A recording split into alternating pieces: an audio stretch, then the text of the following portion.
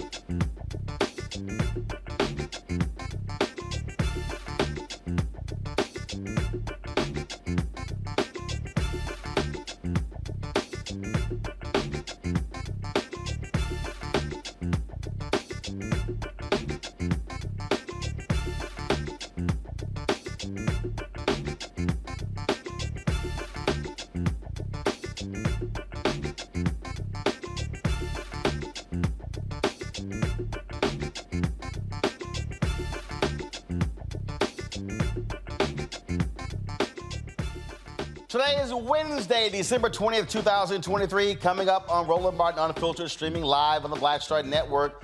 Texas has a new law that will allow police to arrest migrants who enter the U.S. illegally. We'll be joined by Congressman Mark Veasey to talk about that. Also, Lieutenant Governor of Texas, Dan Patrick, is now threatening that if Colorado kicks Trump off the ballot, he's going to make sure Texas does it as well to kick Joe Biden off.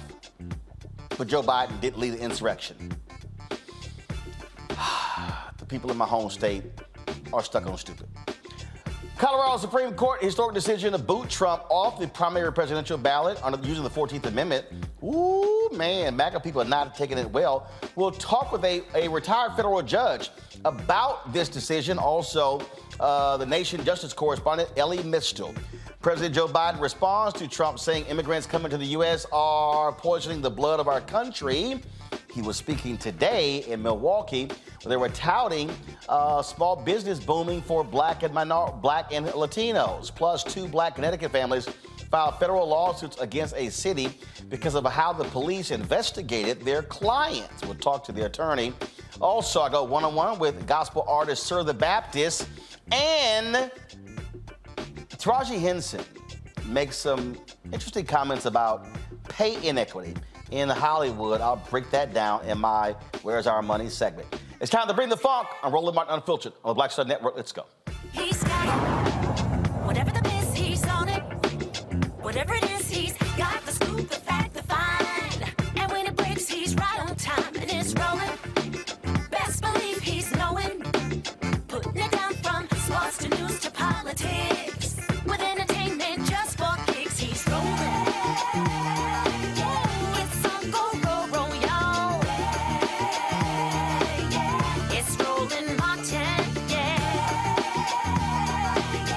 Rolling with Roland now.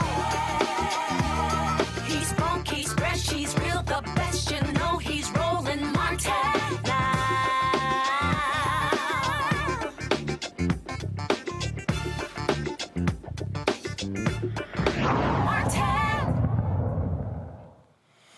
All right, folks, the ACLU and other civil rights groups are suing Texas on behalf of El Paso County and other plaintiffs over a new border law.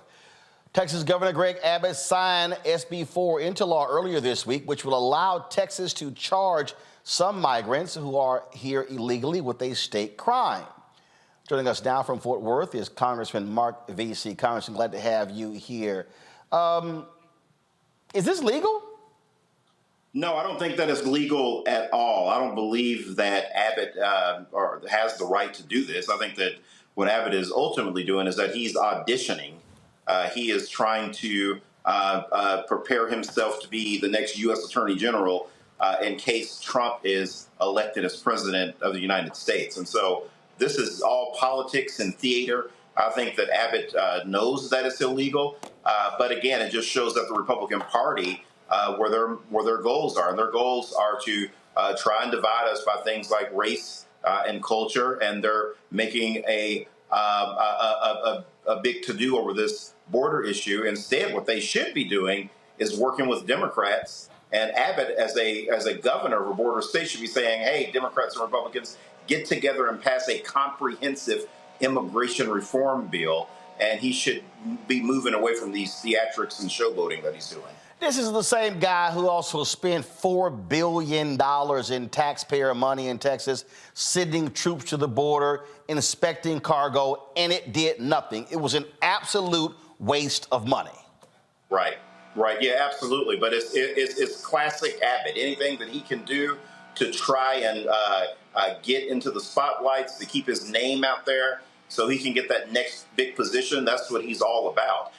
And of course, again, this is not what is good for Texas. What would be great for Texas is if we were to pass a comprehensive immigration reform bill. In the district that I represent alone, that's in Fort Worth and Dallas, if we were to pass a comprehensive bill, it would create 30,000 jobs in my district in the next 5 years. And you can multiply that by the 40 or so 38 districts across the state that we have, and it would create the similar amount of jobs in the other districts. And so why not do that? We have more jobs in Texas then we have people. And again, these sort of theatrics that Abbott is doing, I think that is completely illegal, and it plays to the worst instincts of Texans, and it's terrible. It's awful. Speaking of that, the Colorado decision regarding Trump, the Supreme Court. Now you got Dan Patrick. He goes on Fox News, and now he's threatening that if Colorado is successful in keeping Trump off the presidential ballot using the 14th Amendment, he goes that Biden is going to get taken off the ballot in Texas. Last I checked, Biden did not lead an insurrection. Right. Biden absolutely did not lead an insurrection. Had Biden lost his election, he would have peacefully respected the exchange of power that happens on January the 20th when a president loses or when a president's second term has expired. And so we would never have to worry about that. And you have to worry about that, of course, with Trump. And so what I think is probably going to happen is that the Supreme Court will make a ruling on this. They are probably going to take into consideration that other states may do some sort of tit for tat type games that could undercut our democracy. And so I think that all of those things will be taken into consideration. But you're absolutely right. At the end of the day, it's Trump that led an insurrection, that refused to call off the insurrectionists until he was threatened with the 25th Amendment. And so all of people in MAGA America, they have to remember that. All of my MAGA colleagues have to remember that it was Trump's own people, not Democrats, that threatened to remove this man immediately had he not called off the insurrectionists because he refused to do so. Congressman Mark Veasey, always a pleasure. I appreciate it. Thanks a lot. Good to see you, Roland. All right, thanks a bunch. Folks, look, just understand what we're dealing with here. You're dealing with a hard right, with the craziness they always are filled with. My panel, Robert Patillo, host People, Passion, Politics, News and Talk 1380 WAOK out of Atlanta. Rebecca Carruthers, Vice President at Fair Election Center out of D.C. A. Scott Bolden, attorney, and also former chair of the National Bar Association, plus the D.C. Chamber of Commerce Political Action Committee is also out of D.C. But bottom line is, Scott, what we're dealing with is, as you heard Congressman Veasey say, you got these right-wing Republicans, these MAGA Republicans. I mean, it's all theater. Abbott was the one who's been sending migrants to Democrat cities and all sort of stuff along those lines. And they keep talking about how Democrats are failing when it comes to the border. But the reality is, he's full of it. Well, Abbott's ridiculous. But, you know, that works for his political followers. That works for that narrative, those political stunts that don't help but hurt the immigration process, works for those Republicans, those MAGA supporters, for Abbott, whatever he's angling for. But it doesn't help the immigration issue. We have a crisis at the border. You have tens of thousands of people who are fleeing violence and looking for a better economic opportunity that want to come to the United States. And they're fleeing these countries, right? And so whenever I hear Democrats or Republicans talk about we need an immigration bill, actually, if you really wanted an immigration bill, if both of them really wanted one, you could get an immigration bill. But the big penalty or the big chasm here is that the Democrats want these illegal immigrants to have a path to citizenship, and the Republicans literally don't. Yet, if these were white Northern European immigrants from the 30s and 40s, you'd give them a pathway to citizenship. So then you're left with these black and brown people who want economic opportunity, want to pursue the American dream, and all you hear Republicans talk about is, we got to close the border. This is too much. Well, what is too much? Simply because they're black and brown people? I mean, the arguments just are rooted in race and whistle calling. And so what can we do here? One piece is, I'm not sure that if you put 100,000 troops on the border, you put $100 million on the border, and therefore we'd have a more efficient process and you'd have more resources there, whether that would solve the problem. Here's an idea. Invest in those countries that those immigrants are coming from so that they have education opportunity, entrepreneurship, jobs, job training, as we did in Guadalajara about 10 years ago. you would reduce the demand of those individuals coming to the U.S., right? That would solve your problem probably in 2 to 5 years. But we're not investing in those countries because we'd rather invest in Ukraine and other in the Middle East and what have you. And nothing wrong with that, right? But if this is the biggest issue for Republicans and Democrats, if this is the greatest threat to democracy, then why not invest in those countries to reduce the demand for those wanting to come here? That's a big picture solving piece. Yeah, but here's the deal here, Rebecca, and that is the fact of the matter is this problem has been exacerbated because big business in America, they have taken advantage of cheap labor.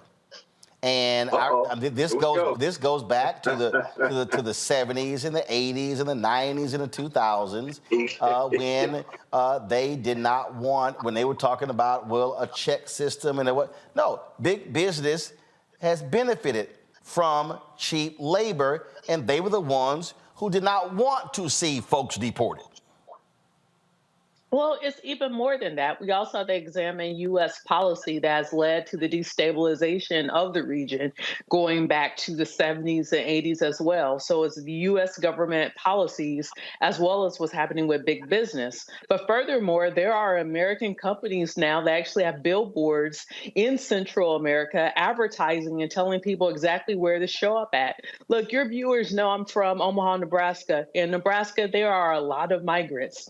You know, I'm not going to tell on who isn't here legally and who is here illegally, but I will tell you, how would someone know how to get to Nebraska if they're not being told, hey, go up here, there's some jobs, this is how much we're going to pay you? And this happens, wash, rinse, and repeats all across the country, where we're seeing an influx in migrants who don't have the paperwork authorizing them to be in the country in order to work. So it is a big business issue, but it's also a failure of U.S. policy. So for Texas government to a very high-handedly decide, hey, we're going to start arresting these people because they shouldn't be here. Well, let's talk to a lot of the Texas business owners who are also recruiting those people because, like you said, it's cheap labor. And cheap labor in this country has been since the beginning of this country, and it started with slavery. Robert? Mm-hmm. You know, I find it interesting when Republicans use this issue of immigration reform as their kind of battering ram against Democrats.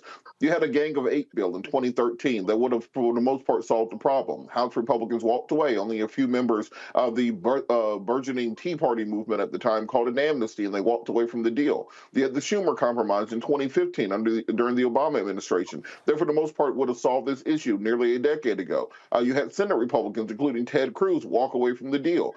During the Trump administration, February 2018, we had a compromise in place. President Trump said, why do we have all these migrants from shithole countries, according to Dick Durbin, and Republicans walked away from the deal that took place then. There's been an immigration bill in the House of Representatives since President Biden took office, and when Democrats had control of the House, it passed the House, it couldn't pass the Senate. Now that Democrats have control of the Senate and not the House, it can't even get out of the House. So Republicans don't want to actually do anything about immigration. They love the system as it works right now.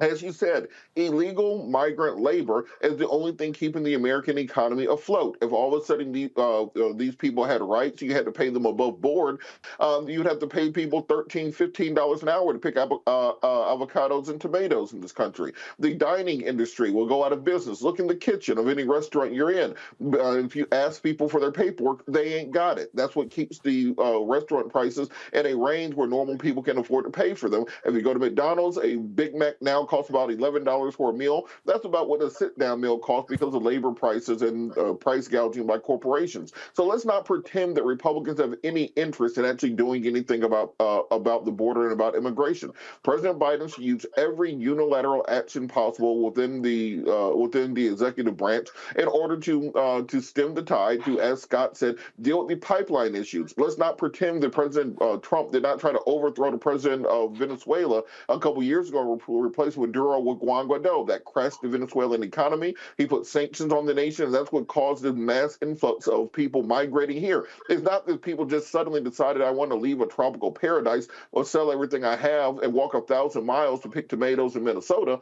Is that they're being pushed by outside forces. Let's end the American war on drugs, because if you had people in America not snorting up all the drugs, then you wouldn't have cartels running governments in Central and South America. Until America takes their responsibility of the hegemonic the power within this region seriously, then they cannot complain about the people coming across the border that we're forcing across the border in the first place, when we have clearly no interest in actually fixing the problem.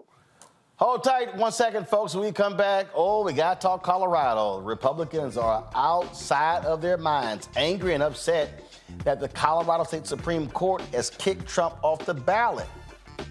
We'll talk to Elie Mystal, the Justice Correspondent with The Nation. Also, we'll talk to retired federal judge Vanessa Gilmore about this shocking decision. It's a lot to break down. Folks, if you're watching on YouTube, hit the like button, please. Also, same if you're watching the Black Star Network app. Also, we need your support for what we do. The work that we do is critically important. Ain't nobody else out here doing what we do. The amount of quality news that we do every single day that speaks to our audience. And so your support is needed. Send us a check and money order to P.O. Box 57196, Washington, D.C. 20037-0196. Cash App, $RM Unfiltered. PayPal, R Martin Unfiltered. Venmo is RM Unfiltered. Zelle, Roland at RolandSMartin.com. Roland at RolandMartinUnfiltered.com. We'll be right back. Grow your business or career with Grow with Google's wide range of online courses, digital training, and tools. Gain in-demand job skills with flexible online training programs designed to put you on the fast track to jobs in high-growth fields. No experience is necessary. Learn at your own pace. Complete the online certificate program on your own terms.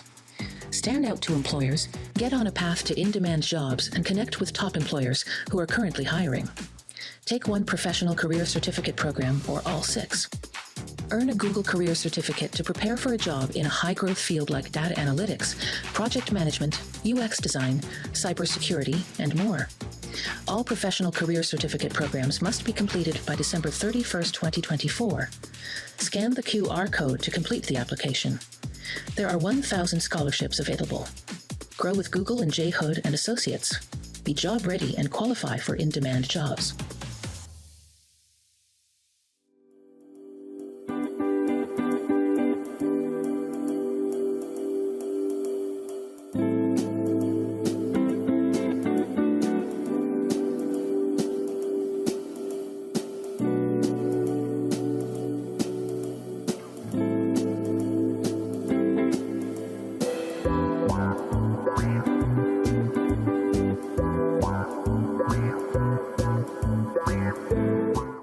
Barnes, and on the next frequency, Professor Janelle Hobson joins us to talk about hip-hop and its intersection with feminism and racial equality, plus her enlightening work with Ms. Magazine and how the great Harriet Tubman connects with women in hip-hop. So it was not hard for me to go from Harriet Tubman to hip-hop, honestly, because it is a legacy of Black women's resistance and Black women supporting our communities. That's what Harriet Tubman did. That's on the frequency on the Black Star Network. What's up? Geek Tony in the place to be. Got Kicked Out Your Mama's University, creator and executive producer of Fat Tuesdays, a air hip-hop comedy. But right now, I'm rolling with Roland Martin, unfiltered, uncut, unplugged, and undamn believable. You hear me? Ooh, Lordy. Republicans have been losing their minds over the last 24 hours after the Colorado State Supreme Court ruled that Donald Trump violated Section 3 of the 14th Amendment and he was not eligible to be on the Colorado ballot. They have been saying, Democrats, you're going to pay for this. We're going to come back and get you. I mean, they've been making all sort of threats. How dare you? He was never convicted. He was never. Constitution doesn't require that. I mean, they have been just losing it Well, first of all, it's going to go to the Supreme Court. All right, so the conservatives got a 6-3 advantage on the Supreme Court. But I thought these people were strict constructionists. I thought they were about the text. What does the text say? I thought they were about law and order. Oh, I'm sorry. That only applies to non-MAGA people. All right, first up, we got a couple of great people to talk about this here. Elie Mystal is the Justice Correspondent for The Nation. Elie, they have been cussing your name all day, just dogging you left and right, mad, upset, and angry. But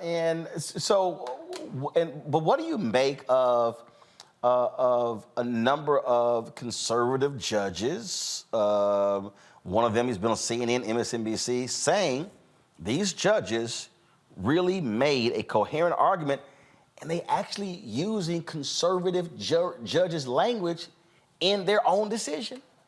Absolutely, Roland. First of all, thanks for having me.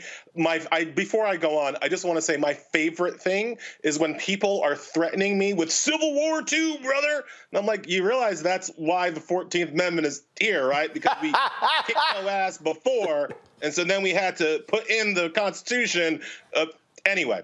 So, yes, the reason why the Colorado Supreme Court opinion is so delicious is that it uses the conservatives' own arguments and ideologies against them on two fronts. One, you've already mentioned, that it's a strictly textual, a strict constructionist reading of the Constitution. Section 3 of the 14th Amendment says that you can be barred from holding office if you engage in insurrection. Doesn't say convicted of insurrection. Doesn't say jailed for insurrection. Says engaged in insurrection, which of course makes sense when you think about the history and traditions of the 14th Amendment. People forget most of the Confederate, most of their ancestors, right? The people who were yelling at me, most of the Confederates were never tried and convicted of treason after the war.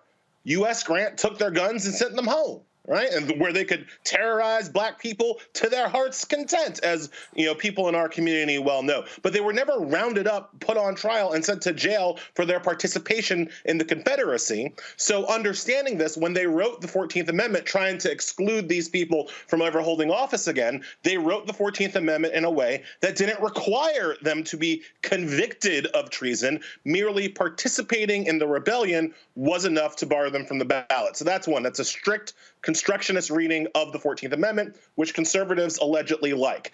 The other thing the Colorado State Supreme Court did was argue for its own states' rights.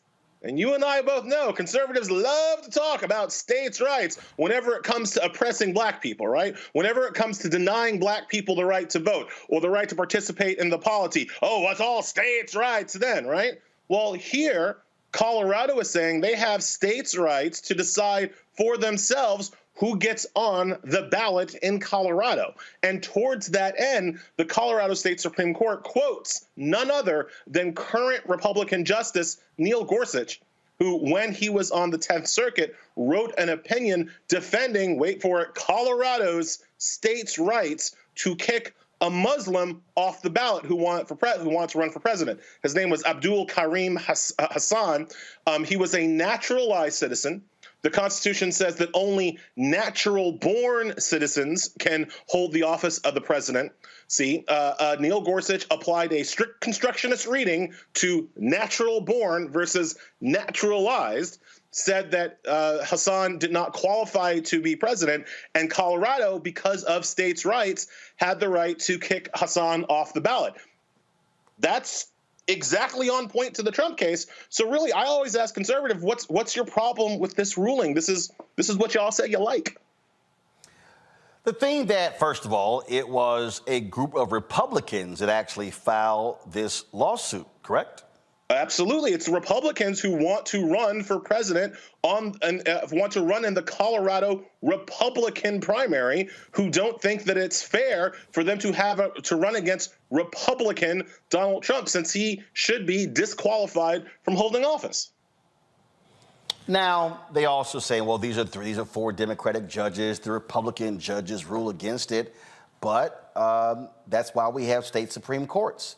I mean, they don't mind when when Republicans control the Wisconsin State Supreme Court, or the West Virginia Supreme Court, or the Florida Supreme Court, or the North Carolina Supreme Court, or the Ohio Supreme Court, or Alabama, or Mississippi, or Tennessee, or Georgia, or Arkansas, or Texas. And they try to impeach judges in Wisconsin when Democrats take control of the Wisconsin State Supreme Court. Yeah, so absolutely, there is deep hypocrisy all around, all infused into this issue. They're suddenly saying that it's not fair that Democrats, that most of the judges on the Colorado State Supreme Court were appointed by Democrats. They don't seem to have a problem with the fact that Donald Trump handpicked 3 of the judges who will be presiding over this appeal at the Supreme Court. And to say nothing of the one judge who you and I, Roland, both know has no business being within a luxury yacht trip of this case, right? Clarence Thomas should recuse himself from this appeal because Donald Trump is being charged with what Jenny Thomas did. Right? And you can't sit and appeal on trying to figure out if somebody like your wife would be allowed to run for president, right? Like you can't, that's a clear conflict of interest. And if Clarence Thomas had any dignity, he doesn't, but if he did, he would not besmirch these proceedings with his presence. You know you can't mess with Miss Jenny. Not Miss Jenny. Please. Go get me a glass. Whatever the Supreme Court does, it should be an 8-justice Supreme Court, not a 9-1, because Thomas should go. Miss Jenny said, Elie, go get me a glass of lemonade. All right, Elie Mystal, I appreciate it. Thanks a lot for breaking it down for us. Thanks so much for having me, Roland. Have a nice one. I appreciate it. All right, folks, so judges, they have to deal with this stuff all the time. This is a 213-page decision written by the California State Supreme Court. When I come back from this break, I'm going to talk to a retired federal judge who kind of knows a little something about the law and can't wait to get her perspective on this decision. People are going back and forth. Well, the Supreme Court, they will overturn. Others say they may not, whatever. Whatever, we'll get to that when we get to that. But I really want to hear from a judicial standpoint about this particular decision by Supreme Court. Of course, our panel can't wait to weigh in as well, especially our 2 lawyers. You know, Scott gonna run his mouth real quick, so we'll leave some time for that. We'll be back. Roland Martin Unfiltered on the Black Star Network. Back in a moment. Get wealthy with me, Deborah Owens, America's Wealth Coach. Did you know that 43% of Americans say that they're going to go deeper into debt because the cost of everything is rising because of inflation? On our next Get Wealthy, you're going to hear from money coach Lynette Kelfani-Cox as she shares exactly what we need to do to stay out of debt and get wealthy. When I paid off my $100,000 in credit card debt, I was just doing strategies kind of piecemeal. I was doing like what I thought would work. And then it was like, oh, great, it did. It was effective. And then I was like, I should document this. I should explain like how I got out of debt. That's right here on Black Star Network with me, Deborah Owens, America's Wealth. On the next, A Balanced Life with me, Dr. Jackie, beware the generational curse. They're everywhere, in our families, in our workplaces, and even in our churches. It's like a minefield, identifying the curse and knowing what to do about it. When we're talking about generational patterns, oftentimes we get locked into those patterns because we don't want anyone to say, oh, you acting brand new, or you doing something different from how this is how we always did it. It's okay to do something different in order to get the results that you want to see in your life. That's next on A Balanced Life on Black Star Network. Hey, what's up, y'all? I'm Devon Frank. I'm Dr. Robin B., pharmacist and fitness coach, and you're watching Roland Martin Unfiltered. All right, folks, welcome back to Roland Martin Unfiltered right here on the Black Star Network. We're talking about Colorado decision. All right, this is the ruling that caused folks just to lose it yesterday. And this came from the Colorado State Supreme Court. Come on, show it. and they laid it out. They said in this appeal from a district court proceeding under the Colorado Election Code, the Supreme Court considers whether former President Donald J. Trump may appear on the Colorado Republican presidential primary ballot in 2024. A majority of the court holds that President Trump is disqualified from holding the office of president under Section 3 of the 14th Amendment to the United States Constitution. Because he is disqualified, it would be a wrongful act under the election code for the Colorado Secretary of State to list him as a candidate on the presidential primary ballot. The court stays its ruling until January 4th, 2024, subject to any further appellate proceedings. Now, of course, that's the deadline to be on their ballot. What do they base that on? They base that on Section 3 of the 14th Amendment.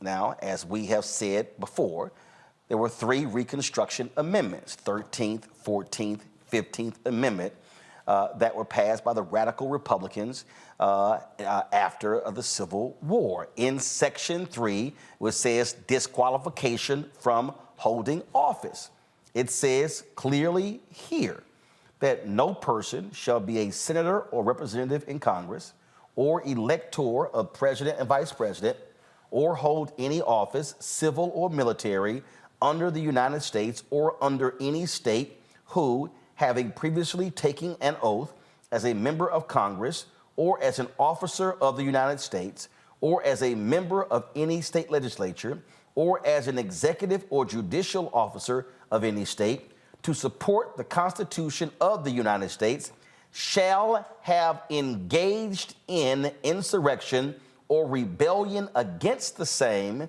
comma, or given aid or comfort to the enemies thereof. But Congress may, by a vote of 2/3 of each house, remove such disability. Vanessa Gilmore is a retired federal judge, spent more than a couple of decades on the federal bench. She joins us right now. We could talk the law or talk travel. She's such a travel aficionado, but we won't talk travel this time. Or we could also talk golf too. We'll talk about the law. Judge, good to see you. Let's talk about the law, Roland. Let's talk about it. All right, so here's the deal. I saw there was, last night, there was a, I'm going to see if I can pull it up here. That was, give me a second, that was a tweet from former Congressman Justin Amash, and he was not happy at all with this decision. This is what he said. The opinion of the Colorado Supreme Court is shameful and runs completely counter to our constitutional system. Donald Trump was not removed from office by Congress for engaging in insurrection. Donald Trump has not been criminally convicted in a court of law of engaging insurrection. And it goes on and on and on and on and on. But the Constitution doesn't say that. It doesn't say you have to be convicted or indicted or tried. It's real clear what it says regarding an insurrection directly involved in or aiding someone in it. That is exactly right. And the arguments against this ruling are sort of threefold, Roland. One, whether or not a president of the United States or a former president of the United States could be subject to the strict construction of the Constitution of the United States. The Colorado Supreme Court in its ruling said that the arguments against it were ridiculous. They said that the arguments essentially said that it should apply to everybody except the president and everybody and every office except the highest office in the land, the presidency. It does not say that. It says anybody holding an office in the United States, and the presidency is an office in the United States. So it clearly applies. So the arguments against it in that regard are not well-founded at all. They're not supported in the law. The other argument that I thought was most interesting is listening to the response of all of the other Republican candidates for president today, and all of whom said, well, this decision shouldn't be made by judges. This isn't something that the judges should decide. This should be decided by the people. This is a legal issue. The judges are the only ones that are qualified to interpret and analyze what the Constitution means on a particular issue. If you're talking about looking at the strict construction of the Constitution, that is for the courts to decide. That is not for the electorate to decide. And so the argument that this is a decision that should not be made by judges is bogus as well. And then the third argument is that the court should not be defining what an insurrection was. That is their responsibility to interpret words that are set forth in the Constitution and tell us what they mean. And so they did a very thorough and reasoned opinion explaining what insurrection meant and explaining why it applied and why this was an applicable situation here where a person had been involved in an insurrection. They did not have to be convicted. That's not what the Constitution requires. And so that argument also fails, Roland. Well, here's why it's also laughable, okay? And that is when you listen to them try to explain all of these different things and, well, you know, it, like I say, wasn't convicted. And the voters did decide.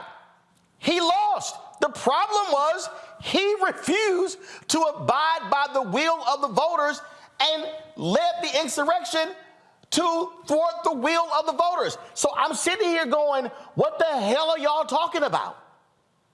Right, nothing. The voters did decide. They decided he should leave. He started an insurrection. The Constitution says if you are involved in an insurrection, it didn't specifically say the word president, but it applies to every person who is seeking an office and every office up to and including the presidency, even though those words are not specifically written there, because the Supreme Court of Colorado said it would be ridiculous to say that this applied to every office except for the presidency of the United States. And so the only remedy to find out whether or not this should proceed, whether or not his name could be placed on the ballot, was to sue the Secretary of State of Colorado and have the Secretary of State defend this. Now, interestingly, Roland, 14 different people sent in amicus briefs. All kinds of people wanted to weigh in on this. So lots of people had an opportunity to participate in this analysis and in this process. In one of those amicus briefs, 19 states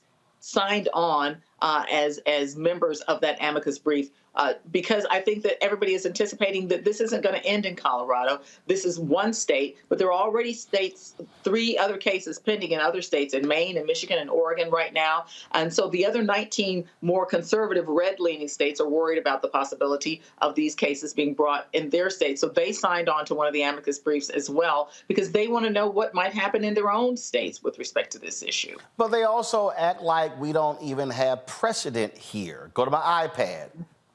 What happened on January 6, 2021, there was a New Mexico commissioner, a county commissioner, who was barred from office because of his involvement in the insurrection. Now, in this particular case, he was found guilty of a misdemeanor, and his name was Coy Griffin. And again, he was convicted in federal court of a misdemeanor for entering the Capitol grounds on January 6. He was sentenced to 14 days and given credit for time served. He was immediately removed. Now, they will say, well, he was found guilty, he was convicted, but the Constitution still doesn't require it. And so this notion that judges can't do this every single day in America, federal judges, appellate judges, the Supreme Court, they make determinations based upon the wording of the Constitution, the wording of laws. That's literally the job description.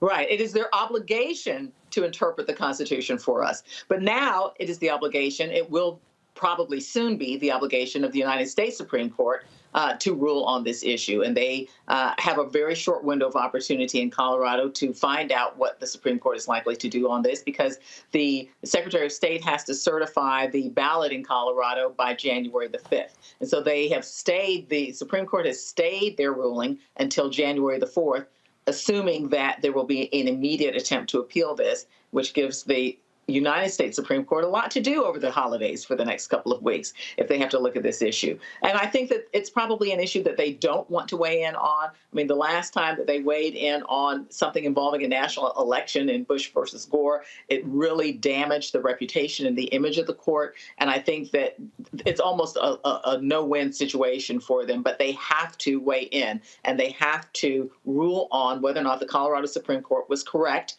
in deciding that, 1, an insurrection had happened, 2, that this section of the 14th Amendment applies to the president, and two, whether or not they were correct in actually making this ruling at all. They have to weigh in. It's important that they do so as soon as possible so that people don't waste their votes, their primary votes, voting for a candidate who may not be able to ultimately be on the ballot. So what I also find to be interesting when I hear people, when I hear these MAGA people say that, well, these liberals on the court, this was an overreach. But the same MAGA folk, I thought they said that when it comes to the elections, we actually have state elections. So state Supreme Courts made rulings, and they were angry. They were angry when the state Supreme Courts went against them in 2020, Pennsylvania, Michigan, and others. But they loved it when the state Supreme Courts in Ohio, other places, ruled with them. So the Colorado Supreme Court was only making a determination based upon their state law and their presidential ballot. That's exactly right. There are two sort of tenets of the conservative legal point of view, and one is the strict construction of the Constitution, which is what this court did here, and states' rights, which is what this court protected here. This court protected the right of Colorado to determine who should be on its ballots, and they strictly construed the 14th Amendment, Section 3, of the 14th Amendment of the Constitution. They really literally followed the very conservative roadmap here. They did not act as activist judges. They stayed within the letter of the law, and they did what they needed to do in terms of providing a definition where one was needed on what an insurrection meant. They literally followed a very strict constructionist conservative roadmap here, and yet they're still being criticized. Conservative Judge Michael Ludig, he was on the Fourth Circuit Appeals Court. He's been on MSNBC, CNN, and he had this to say. Love to get your thoughts on this. Check this out. The individual justices of the Colorado Supreme Court brought honor to their court and as well to the state and federal judiciaries with their opinion tonight in this historic case. The court meticulously and methodically addressed seriatim the many state issues and federal constitutional issues that were involved in the case. They marshaled the support for each and every one of their decisions of state law and federal constitutional law, as well as any judge could do. Their opinion is unassailable under the objective law of the federal Constitution and Section 3 of the 14th Amendment. The Supreme Court of the United States ought to affirm this decision today. All right, so Judge Gilmore, when you look at this ruling and how they laid it out, I mean, do they present a real challenge to the conservatives on the Supreme Court to try to get around it and come up with a way to keep Trump on the ballot with how they laid their argument out? Absolutely. Judge Ludig is right. He is a well-respected jurist in the federal judiciary. But I spent a lot of time today reading that, as you already mentioned, 213-page opinion to determine what the basis of their ruling was. It was extremely well laid out. It was thorough. It covered every potential issue that could be raised, from what is an insurrection, what is a president, what is an office of the United States, what would be the way that this law should be applied in this instance. They did not leave any stone unturned. And as I mentioned earlier, they gave ample opportunity, one, for the Republicans of Colorado, other Republicans of Colorado, to intervene in the lawsuit. They allowed that. They allowed President Trump to intervene in the lawsuit. They accepted and considered 14 amicus briefs, which are friends of the court briefs that indicate people that have a position on one side or the other. So they had lots of material to consider. They had lots of legal arguments to consider. They did not just narrowly look at just the two parties that were there. They looked at all of the people who wanted to weigh in on this, and there were a number of people. Professors wanted to weigh in on this. Other states wanted to weigh in on this. They looked at all of the issues that were raised in all of that briefing and came up with a very well-reasoned, very thorough opinion. Now, there were some dissents that were written from the conservative justices, from a couple of the conservative justices who did not agree, but they could not and did not attempt to challenge the legal reasoning made by the court because, as Judge Ludig said, it is unassailable in this case. So the three dissenters, they didn't challenge the legal reasoning? They tried to challenge the interpretation, for instance, the interpretation of what was an insurrection, but they couldn't actually really challenge what the court found with respect to what the Constitution said or didn't say. The fact that the Constitution didn't specifically say president, but that it had to apply to any office of the United States. So there was just really no way to challenge that ruling by the Colorado Supreme Court, even in the dissent. Well, I get a kick out of these conservatives and these MAGA people who believe that the presidency is so distinct that frankly, they are immune from any law whatsoever, which is just utter nonsense. I mean, Richard Nixon wishes that was the case, and he learned a very valuable lesson, a unanimous decision against him. And so, hold on one second, going to a break. I know my panelists can't wait to ask you some questions, folks. It has been talked about the last 24 hours. Colorado Supreme Court says, Trump, you out of here. Now let's see what the U.S. Supreme Court is going to do. Come back with our panel. Questions for Judge Vanessa Gilmore. You're watching Roland Martin Unfiltered right here on the Black Star Network. Back in a moment. Next on The Black Table with me, Greg Carr. We featured the brand new work of Professor Angie Porter, which, simply put, is a revolutionary reframing of the African experience in this country. It's the one legal article everyone, and I mean everyone, should read. Professor Porter and Dr. Valencia Watkins, our legal roundtable team, join us to explore the paper that I guarantee is going to prompt a major aha moment in our culture. You crystallize it by saying, who are we to other people? Who are African people to others? Governance is our thing. Who are we to each other? The structures we create for ourselves, how we order the universe as African people. That's next on The Black Table, here on the Black Star Network.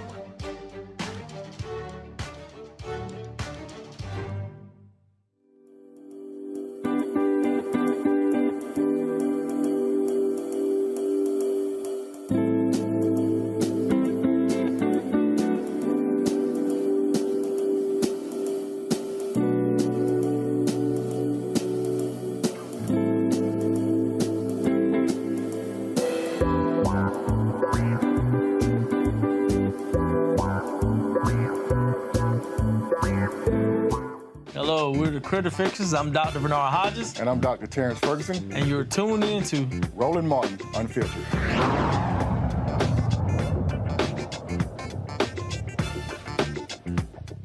All right, folks, time for our questions. Robert Patillo, you're first for Judge Vanessa Gilmore. Certainly, and Judge Gilmore, thank you so much for all the information and enlightenment. One of the questions that I had is it seems that the Republican arguments in this case fall on two issues. One, the officer question, whether or not the presidency counts as being an officer, and then the question of the definition of insurrection, whether or not what President Trump took part in fits the definition of an insurrection as the drafters of the 14th Amendment would have thought of it. Well, of course, often the Republicans argue for a strict interpretation of the text of the documents, as Scalia called for, but there also is this school of thought that you look towards the legislative history and the intent of the drafters of the provision. And going to the Supreme Court, do you think that these conservative justices will stick to the doctrine they've talked about for the last 50 years of a strict textual construction of what is said, and therefore bar Trump from the ballot, or do you think they will contort themselves as they did in the Dobbs decision, as they did in the affirmative action decisions, in order to change stare decisis into jurisprudence that existed?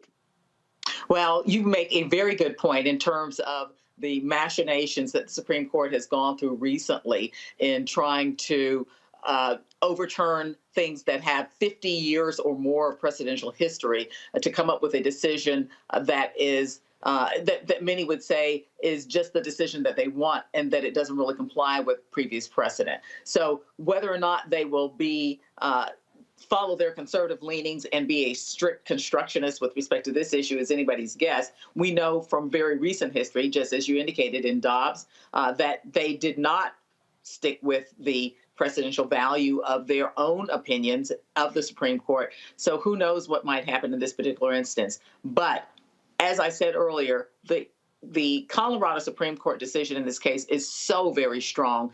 They would really have to completely ignore the fact that the Constitution does strictly apply. If you read it in its strictest sense, they would have to just completely ignore that to rule and overturn the Colorado Supreme Court, in my view. Rebecca. Thank you, Judge, so much for being here tonight. I graduated law school in 2007, and the only case we talked that was remotely close was Bush v. Gore. So I have a couple of questions here to piggyback off of Robert. Even if the court decides that there was not an insurrection that occurred in January 6th, is Trump's failure to act and failure to protect the Capitol, is that enough to prove that he did something that was treasonous or was insurrection-like? Is that enough, or does there actually have to be a decision made of whether or not there was an insurrection January 6th? If you look through and read through the Colorado Supreme Court opinion, they were painstaking in their analysis of what constitutes an insurrection. They went through every single thing he did, every single thing he didn't do. They talked about his actual statements, what he said to the crowd, how he encouraged them, and they talked about the fact that he spent a considerable amount of time, over an hour, completely ignoring what everyone knew was happening, hoping that the people that he had incited would continue on with their efforts as depicted here. And so they went through a painstaking analysis of what could constitute an insurrection. And I think that their opinion in that regard is very strong. And really, frankly, it's unassailable. Well, I love how conservatives are trying to suggest that that the president is not an officer of the United States. If he's not, then who is? I don't know how we get around that. Rebecca, go ahead. Yep, and then a quick follow-up. If I remember correctly, in Bush v. Gore, that particular decision was just supposed to be for that one time only. If the court decides that Trump can be on the ballot and they decide to ignore, if they decide to go back on their Federal Society leanings, could they try to have it both ways by saying, oh, we're just making this ruling for this one time only, but this has nothing to do with what we think about as a strict constructionist viewpoint of the Constitution. You know, you make a very good point there, and particularly where we already have this exact same case pending in 3 other states, in Maine, in Michigan, and in Oregon right now. And I think a threat that it could be filed in a number of other states where it has not yet been filed. And so I think you make a very good point in terms of whether or not they will say that this is something that is supposed to be applied narrowly only in this particular instance, or whether or not they might say that it has precedential value for future offices or for other offices. This one, I think, though, is narrow enough because this is the only office that is not specifically delineated in the Constitution. All of the other offices, it says Congress, it says the Senate, it names other offices. It just doesn't specifically name the presidency, but it says any office of the United States that has to, of necessity, include the presidency. Scott.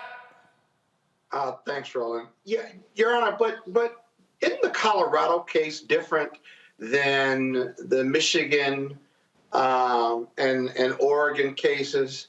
Because here you had an enabling statute that specifically allowed the plaintiffs to bring a lawsuit, not the Board of Election and Ethics, but the lawsuit that would challenge having someone on the ballot. And then secondly, the Supreme Court's going to have to deal with what the federal district court did, because the federal district court made a factual finding. That's a judge's obligation. But they said it didn't apply to the primary ballot. It may apply to the general elections. We know states control federal elections, at least for the president, right? They control who's on the ballot, the parties do. So what's your response to those two issues? Because I think those two issues is how the Supreme Court will reverse this. I don't want them to, but I think those are the two power points or pressure points. But what do you think? Even without an enabling statute in the other states that would allow somebody to file a lawsuit to protect the integrity of the ballot in their particular state, what is the remedy? How is it that people would not be able to figure out a way to pursue a legal action to try to determine who should legitimately be on the ballot in their state? I understand that Colorado is a little bit different and that they did have the enabling statute, but the other states have got to have a mechanism or a way to allow people to pursue a challenge to persons being on the ballot that are not legitimately on the ballot. Well, as a former state party chair here in D.C., every jurisdiction certainly does. But here, I think the enabling statute, at least conservatives will latch onto that. But the reality, here's another point. If it's de novo review at the Supreme Court level, I think it is, then the Supreme Court can just simply disagree and make a different finding in regard to how you define insurrection and whether Trump's bad acts connote or denote conduct of insurrection. If they can simply disagree, they can reverse it, can't they? Yes, you're absolutely right about that. And I guess we will just have to see. But I don't think we're going to have to wait long to see, do you? I think it's going to be a scenario where they give us an answer fairly quickly. That just means we need to start praying now. Let's not delay our prayers, ladies and gentlemen. Final question for you, Judge Gilmore. What do you think this court will do? Oh my gosh. Let me get my crystal ball out. Hold on one second. Right, exactly. I mean, come on, Scott. I can't let her go without asking the question. And Scott, I ain't ask you. Why didn't you? Pick on him. Pick on him. Nah, listen. First of all, somebody already said in the group chat, they said the judge is about to admonish Scott anyway if he keep disagreeing with her. So Judge Gilmore, I hold him in contempt every week. I think we are just having a healthy discussion here, but I think that we should all have a secret ballot here where we all vote, and then have us come back in a week, Roland, after they've ruled, and see which one of us came closest to the right answer. All right. That's a cop-out. All right, fine. You all y'all send me a text message, and then I'll hold on to it. Then I'll see. So here's what I want. Okay, here's what I want. I want all four of y'all to send me a text message, and I want the ruling, and I want the number. Oh wow! Is it 9-0? The number of votes? Is it who votes how? Well, that's what the hell the number means. It was that's the clarification. If they reverse, it'll be 6-3. Hey, Scott, I ain't asked you to say it. I said text it. Oh, I'm not afraid of you cappers are hard-headed. All right. Judge Gilmore, always a pleasure. I'll see you on the golf course when I come back home to Houston. Thank you. All right, thanks a lot. All right, y'all, got to go to a break. We come back. We're going to talk about Taraji P. Henson and the whole issue of getting paid or lack thereof in Hollywood. We're going to talk about that. Man, we got all kinds of stuff we're going to talk about. I got my interview with Sir the Baptist, a phenomenal interview. He participated in the McDonald's gospel tour. Trust me, it's a conversation that y'all want to hear. The brother, his understanding of sound is unbelievable. We'll also talk about some federal lawsuits coming out of Connecticut. All right, folks, all of that and more right here on Roland Martin Unfiltered on the Black Star Network. Back in a moment. Grow your business or career with Grow with Google's wide range of online courses, digital training, and tools. Gain in-demand job skills with flexible online training programs designed to put you on the fast track to jobs in high-growth fields. No experience is necessary. Learn at your own pace. Complete the online certificate program on your own terms. Stand out to employers, get on a path to in-demand jobs, and connect with top employers who are currently hiring. Take one professional career certificate program or all 6. Earn a Google Career Certificate to prepare for a job in a high-growth field like data analytics, project management, UX design, cybersecurity, and more. All professional career certificate programs must be completed by December 31st, 2024. Scan the QR code to complete the application. There are 1,000 scholarships available. Grow with Google and J. Hood and Associates. Be job ready and qualify for in-demand jobs. I'm Faraji Muhammad, live from LA. And this is The Culture. The Culture is a two-way conversation. You and me. We talk about the stories, politics, the good, the bad, and the downright ugly. So join our community every day at 3 p.m. Eastern and let your voice be heard. Hey, we're all in this together. So let's talk about it and see what kind of trouble we can get into. It's The Culture. Weekdays at 3, only on the Black Star Network. Hello, I'm Paula J. Parker. Trudy Proud on the Proud Family. I am Tommy Davidson. I play Oscar on Proud Family, Louder and Proud. Hi, I'm Jo Marie Payton, voice of Sugar Mama on Disney's Louder and Prouder, Disney Plus. And I'm with Roland Martin on Unfiltered. 2 Connecticut families are suing the city of Bridgeport for the way police handled the murder investigation of 2 black women who were found dead in separate incidents on December 12, 2021. The lawsuit claims the police failed to investigate the death of Lauren Smith Fields and Brenda Lee Rawls because they were black women. And they also did not notify their families of the deaths in a timely manner. Attorney Darnell Crossland is representing both families in these separate federal lawsuits. He joins us from Bridgeport. Darnell, glad to have you back. For folks who are not familiar with these 2 stories, one of them went on a date or met someone that was online and was found dead, and the police just let the person walk, correct? Correct. That's correct. Thanks for following the story. I think you were here from the beginning when it first broke. Yep. And so, as you know, we have 2 years to file a lawsuit from the date of incident, and we tried to work with the city. The mayor this week came out in the Connecticut Post, and he supported our position, and our position is plain. Our client, Lauren Smith Fields, met a guy on Bumble who happened to be a white male. Sort of the Gabby Petito kind of essence. And she went on a date with this guy. He came over to her house. He brought drinks, tequila, et cetera. And then she was found bleeding from her nose and dead in the bed. The guy told the police they didn't have sex.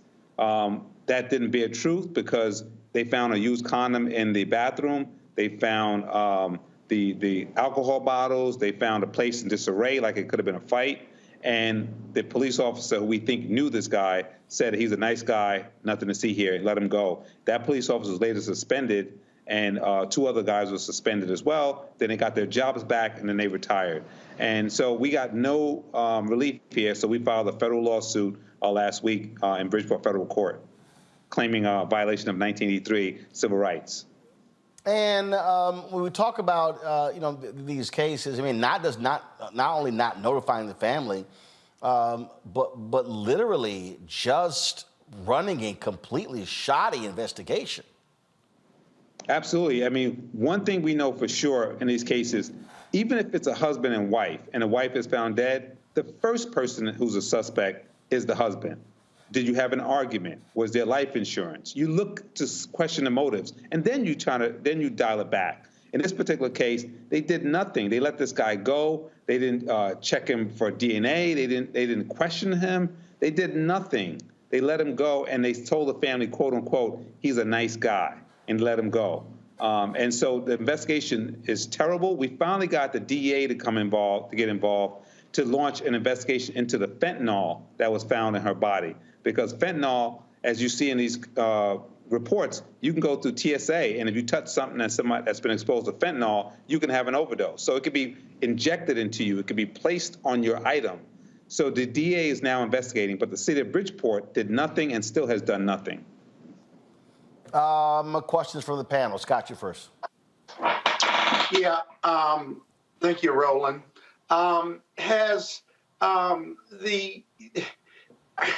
How cooperative have the police been, and have you reached out to the feds as well to help with this investigation?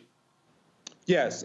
So to the latter question, the feds are the DEA. So the DEA finally came in, and now they're investigating strictly as it relates to fentanyl, because in the country, fentanyl has caused a lot of issues. So the DEA is interested in finding what was the source of the fentanyl that was found in her body. And so we're pleased at least they're looking for that, because that might lead them to where it came from. But in terms of how cooperative the police officers were, I'll give you an example. Typically, we watch television, CSI, crime scene investigation. The police department never came and dusted the place. They never came in the white suits until we forced them to come and collect items. When they collected the items, they're supposed to send them to Meriden, Connecticut, which is the crime lab, and they get a number. I called the laboratory to see what items were submitted, and they said, "Oh my God, are you calling about the young lady who was found dead?" I said, "Yeah, do you know about that?" "Yeah, we saw it on the news," they said. But there's been no submission by the Bridgeport Police Department. I said, "What do you mean no submission?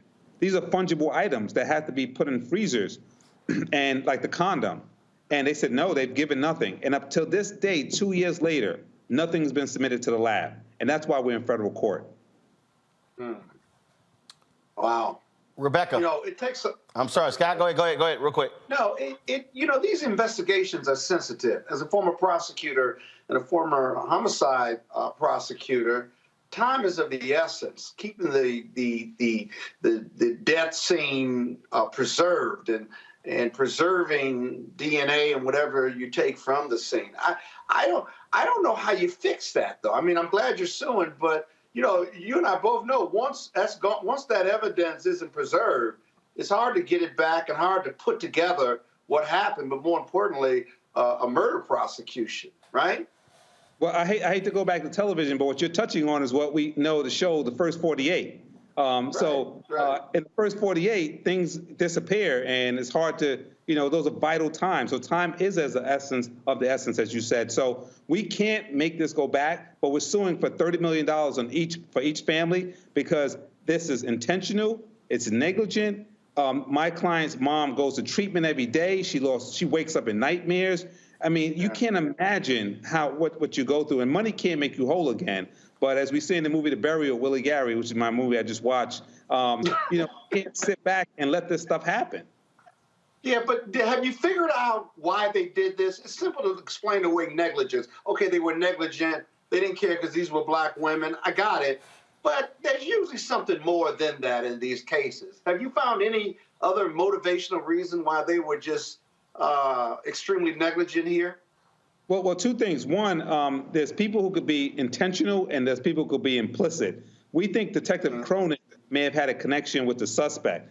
And so we requested his cell phone records to see who he called within that first couple hours after the incident. And they have not turned that over. And so he's, we think, a little more culpable. Then he retired, strangely enough. Well, the city of Bridgeport, they could be implicit in his diabolical behavior if he knew somebody. So the Freedom of Information Act, Inside Edition, everybody filed these FOIA requests. They've turned nothing over, and the city of Bridgeport got fined for not complying with FOIA. So the city is in trouble, and we're on top of it. Rebecca? Is there a way to civilly go after that particular officer's retirement pension? Is there any way to hold him accountable at all? Like, what can actually be done? Well, the strange thing about that, we know that people retire so that they can protect their pension. So meaning that if he stayed on the job, then his pension, he could lose his pension if he's fired or found to be in trouble or be liable for this. He could lose his pension. So officers who feel that their pension is in danger, they run for the hills. And my understanding is once they run for the hills, we can't sue him and attach his pension at this point. because he secured it by leaving. But you know, like we stated, Bumble, we've named them in the lawsuit, and they've since taken remedial measures to make their platform more safe. But we feel that they're also liable for allowing this type of behavior to continue on their platforms where young people are found dead. So his pension might be protected, but we're going after the city, we're going after Bumble, and this family can never be made whole again.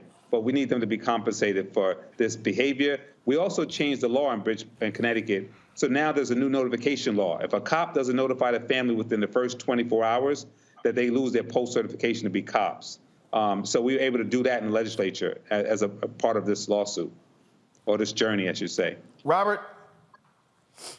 Given all the information that you've uncovered in this case, I've noticed a pattern around the country of police simply not taking the deaths of African-American women as seriously as the deaths of other individuals. I think we all know about the maternal mortality rates, the racial abuse against African-American women. What can we do to start pushing law enforcement to really take Black women who are missing, who are victims of crimes, more seriously, and putting that first 48 hours of work in so that we get a jump start on solving many of these cases instead of them becoming cold cases down the line? Well, that's a great question. And I think the fact that we've convened here today says that this is how we start to give voice to this. Gwen Ifill, rest in peace, coined the phrase missing white woman syndrome. Gabby Petito case, you know, they go crazy if it's a white woman. And had this tables been turned where it was a white woman found dead and Tyrone was in that apartment, you best believe things would have been different. So we have to stand up, and counsel, your former prosecutor, you know, it's not easy going to federal court and standing up and saying we're filing a lawsuit. You know, people typically walk away, and there's not a lot of money. It's not like a car accident case where there's an insurance policy. But we put hours and hours, and Roland, again, was here from the beginning. This is 2 years now. And so we have to fight back by going into federal court and saying enough is enough. Black women deserve to be protected. And we need to have panels like this and brothers like Roland Martin to bring us on. And this is to answer your question, what we need to do. Step up, stand up, and speak up. All right, then. We'll appreciate it. Keep us abreast what happens. We will. All right, thanks so much. Darnell, thanks a lot. Folks, we come back, we'll talk to Taraji Henson saying, yo, what's up? Black women, why do we got to keep not getting paid our fair value? Also, Reverend Dr. William J. Barber weighs in on the proposed menthol ban of cigarettes. And so I'll have that for you as well. You're watching Roland Martin Unfiltered on the Black Stud Network. Download the Black Stud Network app, Apple phone, Android phone, Apple TV, Android TV, Roku, Amazon Fire TV, Xbox One, Samsung Smart TV. Be sure to watch the Black Star Network 24-hour streaming channel. Available on Amazon News. Go to Amazon Fire, check us out. You can also tell Alexa, play news from Black Star Network. You can also watch us on Plex TV, Amazon Freevee, and go to the live news grid on Amazon Prime Video. You'll watch us right there, right next to MSNBC, ABC, NBC, CBS, and the rest of those networks. And don't forget to support us in what we do by joining our Bring the Funk fan club. Your dollars make it possible for us to do what we do. Send your check and money order.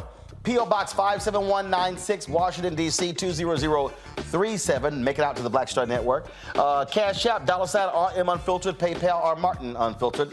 Venmo is RM Unfiltered. Zelle, Roland at RolandSMartin.com.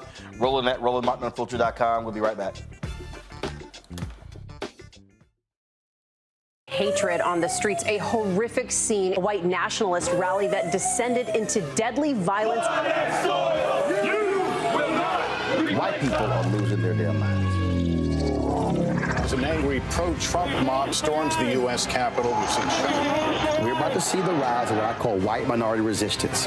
We have seen white folks in this country who simply cannot tolerate black folks voting. I think what we're seeing is the inevitable result of violent denial. This is part of American history. Every time that people of color have made progress, whether real or symbolic, there has been what Carol Anderson at Emory University calls white rage as a backlash. This is the rise of the Proud Boys and the Boogaloo Boys. America, there's going to be more of this. Here's all the Proud Boys, Dave. This country is getting increasingly racist in its behaviors and its attitudes because of the fear of white people. The fear that they're taking our jobs, they're taking our resources, they're taking our women. This is white fear.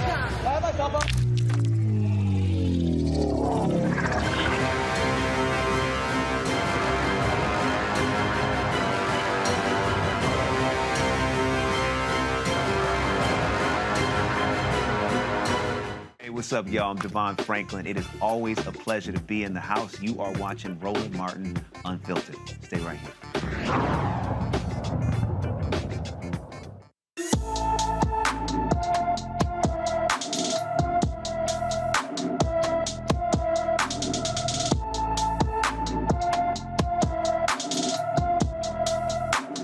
Harry Keels has been missing from D.C. since November 3rd. The 42-year-old is 5 feet 10 inches tall, weighs 175 pounds, with brown eyes, has a bald head and black beard. He was last seen wearing a black shirt, black pants, and black and white gold sneakers. He also wears glasses. Anyone with information about Harry Keels should urge to call the D.C. Metropolitan Police Department Youth and Family Services Division, 202-578-6768.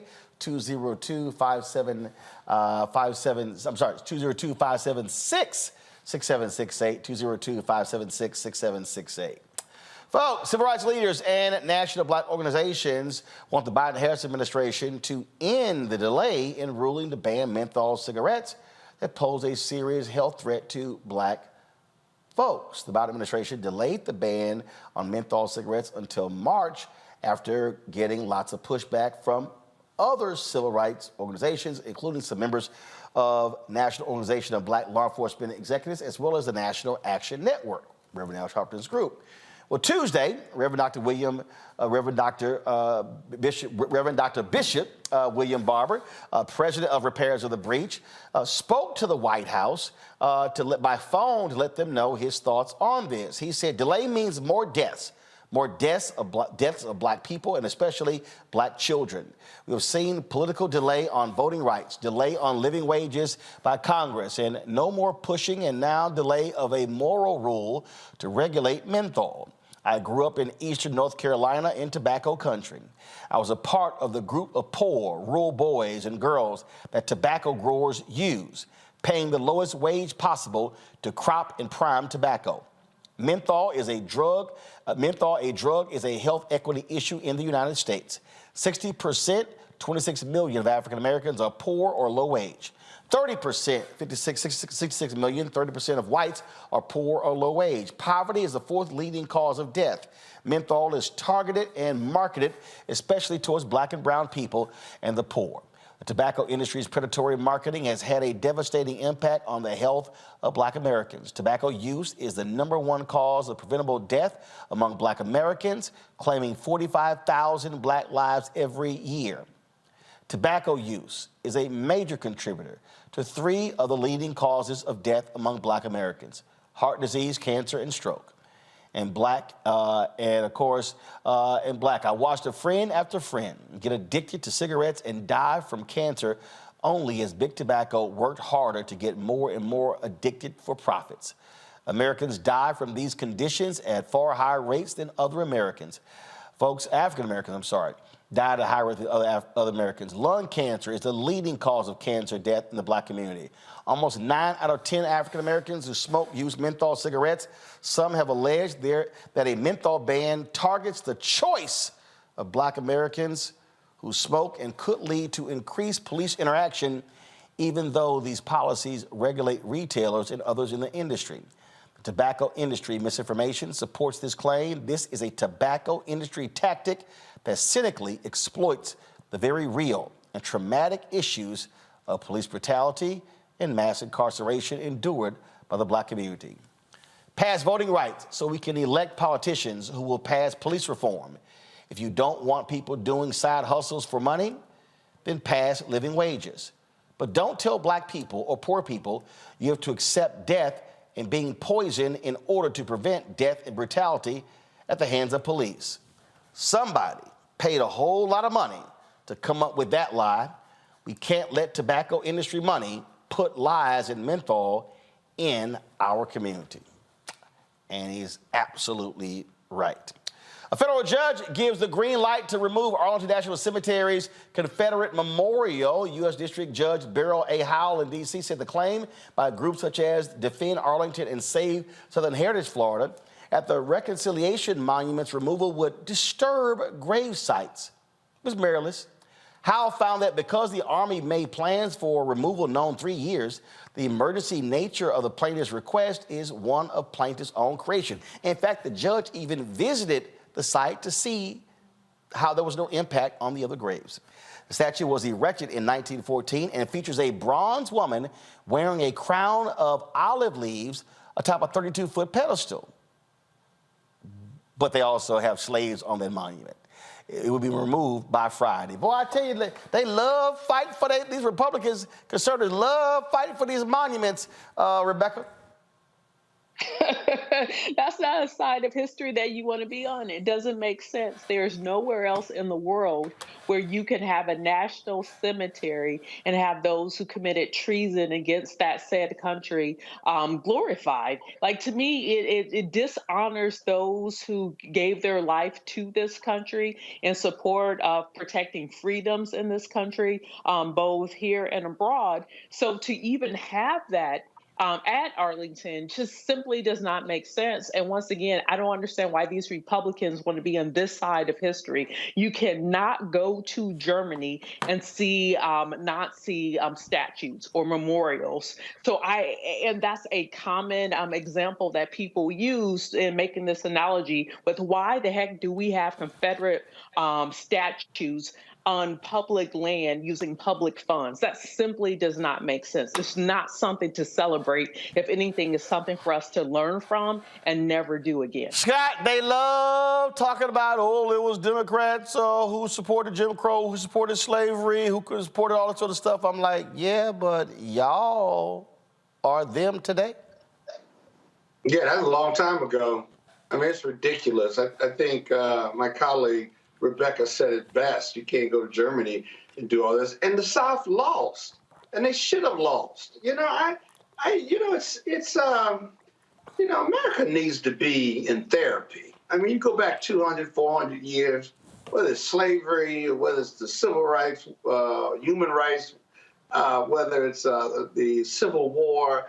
I mean, we need to be in therapy because some of this, it's just ridiculous. That's my comment. Completely ridiculous. I agree with Rebecca. Well, Robert, you're there in Atlanta where y'all have to deal with that massive racist monument known as Stone Mountain. And they love touting that. And again, if people go there, what you see with that is an absolute monument to some of the nation's biggest domestic terrorists in American history. This here is an image of that racist monument. Well, 2 points, Roland. One, I need conservatives to make up their mind on the timetable we're dealing with here.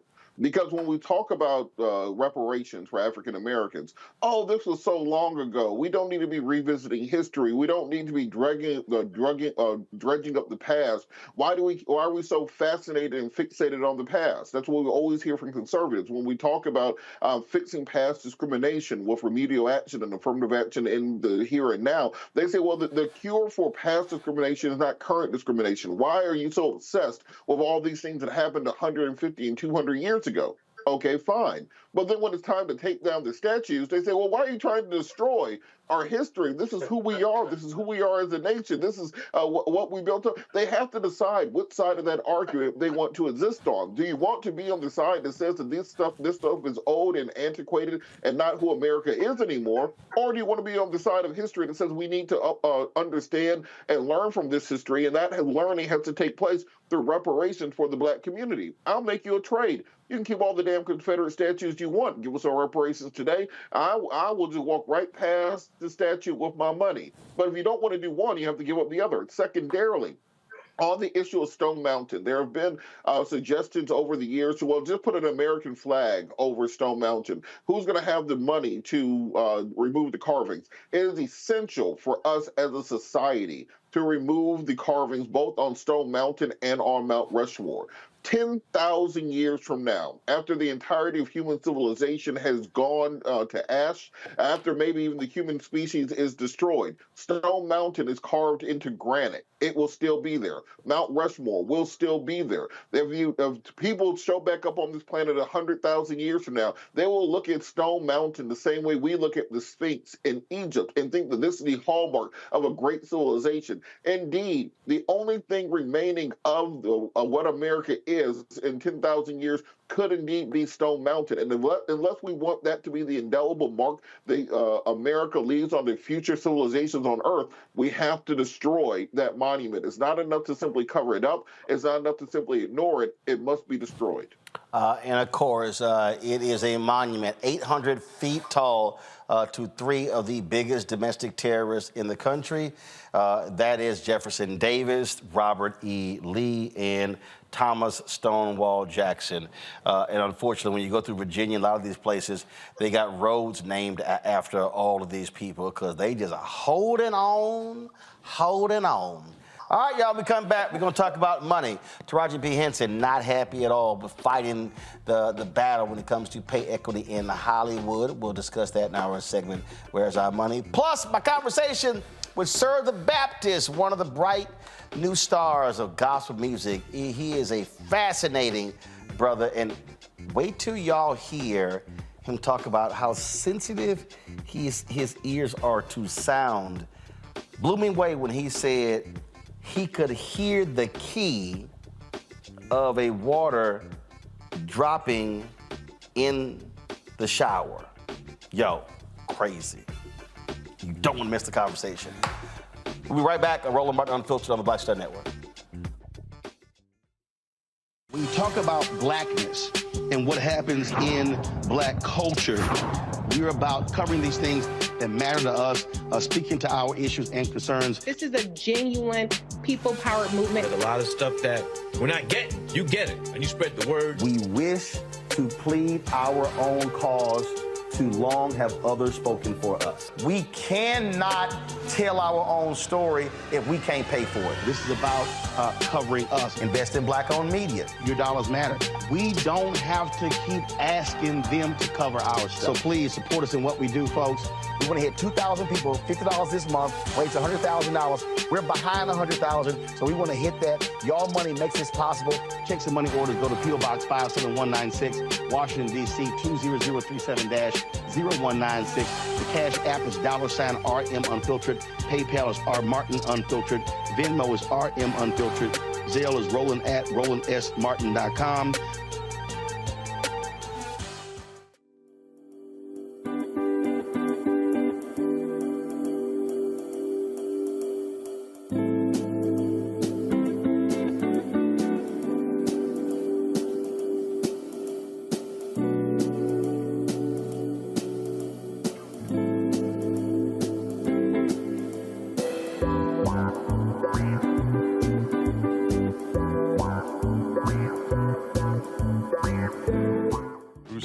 Creator and executive producer of The Proud Family, Louder and Prouder, and you're watching Roland Martin Unfiltered.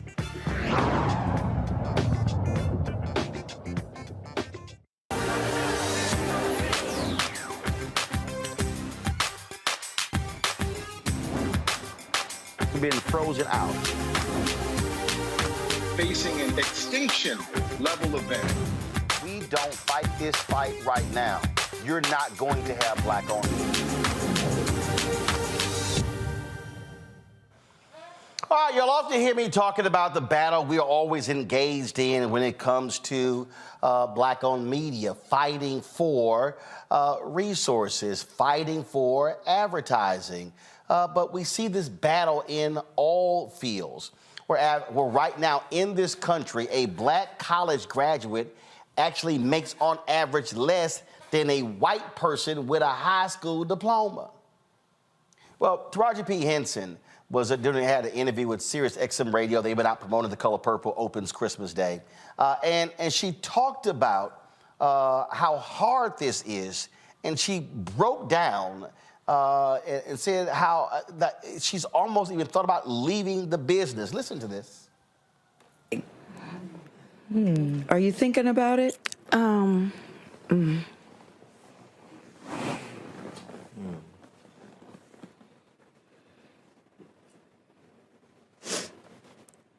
I'm just tired of working so hard, being gracious at what I do, getting paid a fraction of the cost. I'm tired of hearing my sisters say the same thing over and over. You get tired. I hear people go, you work a lot. Well, have to. The math ain't mathing. And when you start working a lot, you know, you have a team. Big bills come with what we do. We don't do this alone. The fact that we're up, there's a whole entire team behind us. Yes. They have to get paid. So when you hear someone saying, oh, such and such made $10 million, no, that's not, that didn't make it to their account. Know that off the top, Uncle Sam is getting 50%. That's right. Okay? So do the math. Now we have $5 million. Your team is getting 30% or whatever your team is off of what you grossed. Sometimes not more. after what Uncle Sam took. Now do the math. So I'm only human, and it seems every time I do something and I break another glass ceiling, when it's time to renegotiate, I'm at the bottom again, like I never did what I just did, and I'm just tired. I'm tired. I'm tired. I get that. It wears on you, you know? Because what does that mean? What is that telling me? What is it telling me? Yeah. And what does it tell me? Yeah. You know? And if I can't fight for them coming up behind me, then what the fuck am I doing? I'm sorry. Yeah. A number of actresses have commented on this. Viola Davis oftentimes has talked about this here. In fact, Taraji Henson in another discussion says she almost walked away from The Color Purple over the issue of pay. One of the things that people don't realize, and what she's talking about there, is even when she's talking about $10 million. First of all, ain't that many people getting those big paydays. When you talk about black actresses, they're oftentimes not even the lead. And so I've seen other people post that sometimes some of these folks be getting $250,000, $300,000, $400,000 for a role. And so now you talk about 40, 50% off the top for taxes, business managers, lawyers, agents, publicists, and they might be left with $75,000, $100,000. And then guess what? You may only have one role for an entire year. And so she's talking about, again, the battle that black people have to play in Hollywood to be paid properly. The thing here, Scott, is that this isn't just even a black female issue in Hollywood. We see this for black engineers, black lawyers, black doctors, black accountants, entrepreneurs. I mean, it is a function of this society always wanting to pay black people less for our talent. Yeah. Systemic racism, right? I don't believe, and I fight for my income as an equity partner at a big law firm every year, every 15 months. And, you know, you get tired of arguing that someone that doesn't look like me, who has the same book of business I have, gets paid more than me. Taraji Henson is right. You get tired of fighting. You know, when you're on top, right, and you eating at the highest level in your profession, what you don't see and what she's really talking about is how hard it is to be extraordinary as a person, as someone who happens to be a person of color. Because I compete against everybody. She competes against everybody, not just black people. But to stay on top, underneath that iceberg, you see the pain and the disappointment and the hard work and how tired you are just to fight to stay on top and compete against those that don't look like you, and to have to fight to get paid as much or to fight to get paid as much as possible, that in comparison, right, the talent around you that doesn't look like you isn't smarter than you, isn't better than you, doesn't work harder than you, isn't more extraordinary than you, isn't more excellent than you. And so the fight that she's talking about is not the fight for excellence, but the fight to be paid for your excellence as someone that happens to be a person of color. It's the melanin in my skin. That's the challenge with people that don't look like me. Can they value me as they value themselves, or does the melanin in my skin get in the way of my excellence and equality? That's really the challenge for all of us who are at the top of our profession, whether it's Taraji, me, or my colleagues on the on this show.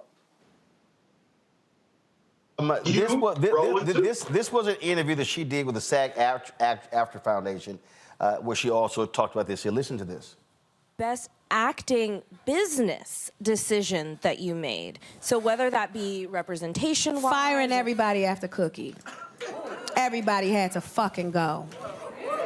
Where is my deal? Where is my commercial? Cookie was top of the fashion game. Where is my endorsement? What did you have set up for after this? That's why y'all haven't seen me in so long. They had nothing set up. All they wanted was another Cookie show. And I said, I'll do it, but it has to be right. The people deserve. She's too beloved for y'all to fuck it up. And so when they didn't get it right, I was like, well, that's it. And then they had nothing else. You're all fucking fired.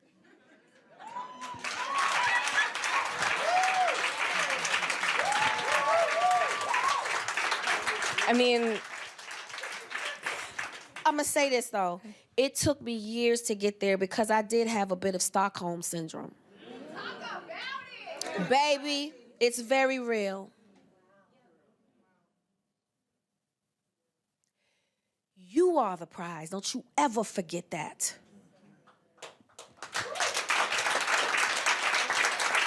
You are the talent. You are there. So the thing here, Rebecca, which I think is just what was most fundamental for people, is you have to understand your worth and you have to be willing to walk away from certain things if you believe you are not being paid fairly. So Taraji referenced when she played Cookie in Empire, and I just want to note that Terrence Howard just filed a lawsuit over the wages that he received while he was in Empire, and he's in part blaming the Creative Artists Agency who was representing him at the time, and he's making the claim that they weren't fairly representing his interests with his role on Empire. That's one thing. We've also heard Steve Harvey talk about in the past that instead of paying your team 30%, get a contract attorney that's actually doing the deal instead of having 3 or 4 different representatives in that deal as a way to cut down an overhead. But something I also want to mention here is that Monique exposed this. You know, years ago, she exposed it and she received a lot of ridicule. She talked about she only got $50,000 for her role in the movie Precious. And then she was asked to do stuff outside of her contract, and she claimed that she was asked by both Oprah and Tyler Perry to go and promote the film, even though that wasn't in her contract. And she said, "No, I'm not doing that because that's not within my contract." And then when she went up against Netflix, when Netflix, I believe at the time, offered the comedian Amy Schumer a $20 million deal, and the deal for Monique, I think, wasn't even $2 million. And, you know, people do have to speak up because this happens all the time. It doesn't just happen to Black women, it also happens to Black men, of where Black folks in America, in our society, we are expected just to show up, show out, work twice as hard, be overly stressed, make a way out of no way, but then we aren't properly compensated. So we do have to figure out, so how do we, is there opportunity opportunities for us to take agency and actually to negotiate our worth? Do we need the greater Black community to help and support when these things happen and do a protest, do a economic boycott? But as a community, if one fails, we all fail, and we have to have that viewpoint of solidarity if we want to make sure that Black folks in America are actually getting their worth. Because if we don't demand it, it will be never given to us. We have to take it. But we also have to understand, Robert, who is the show and who is the business. And I think part of the problem that often happens is people rely on others to do things. And I totally understand what Taraji was saying there. You know, where were the fashion deals? Where were the commercial? Where were those different things? And that's also putting your career in somebody else's hands. There was another actress, I'm not gonna name, who fired her whole team. Folks were turning deals down that she wasn't being made aware of. And we were having this conversation and she was asking me, you know, how do I run my business? I said, first of all, you just use the proper phrase. I run my business. I am not going to, and in fact, the singer Severin and I had this conversation when she went independent, when she was running her business. I think for so many people, what too often happens is they're letting other people control that. And as Taraji said, oh, well, if I'm not taking deals, y'all ain't getting your percentage. But you got to be challenging those folks on what are you actually doing? How are you earning? If you're an agent, oh, you're just not going to sit here and feast on the deal that I signed. No, what are the other deals that you're going out and getting? I remember firing these very prominent agency, and I said, you ain't brought me shit. I said, I'm out here cultivating relationships, and you ain't set up one meeting. Nah, y'all ain't getting a fee of my stuff because you ain't done a damn thing. Too many people, whether they're in media or entertainment, Robert, refuse to understand and learn the business of the business. They're too focused on the show in show business. Well, you're completely correct. I think Black families and the Black community in general, they teach us how to struggle best. And it's not an indictment against, it's the best that we know. They teach you to work twice as hard to get half as far. They teach you to make the best out of anything you can get. You need to show up first, work harder than everybody, and be the last one out the door. And we are great at doing exactly that. But what we don't talk about, what we don't teach the next generation is how to work and monetize that. As you said, the business side of all these apparatuses. And because of this, it's been far too easy throughout the years to, as CeeLo said, get them a nigga, a brand new nigga, bring your tap shoes even if his feet bigger, because they know they can replace you. Just as when Terrence Howard was in the Iron Man movie, he came back and asked for more money for Iron Man 2. They replaced him with Don Cheadle and act like nothing happened. They didn't even explain that they were switching Black dudes. They just showed up a different Black dude for the next 10 years. And then hold up. And then hit Don and said, you got to decide by 5 o'clock. Mm-hmm. Don was at his child's birthday party, and Don said, well, damn, can I at least get 24 hours? And they were like, yeah, okay, fine. But they put this, like, no, you got to decide yes or no at this number now. He was literally at his child's birthday party.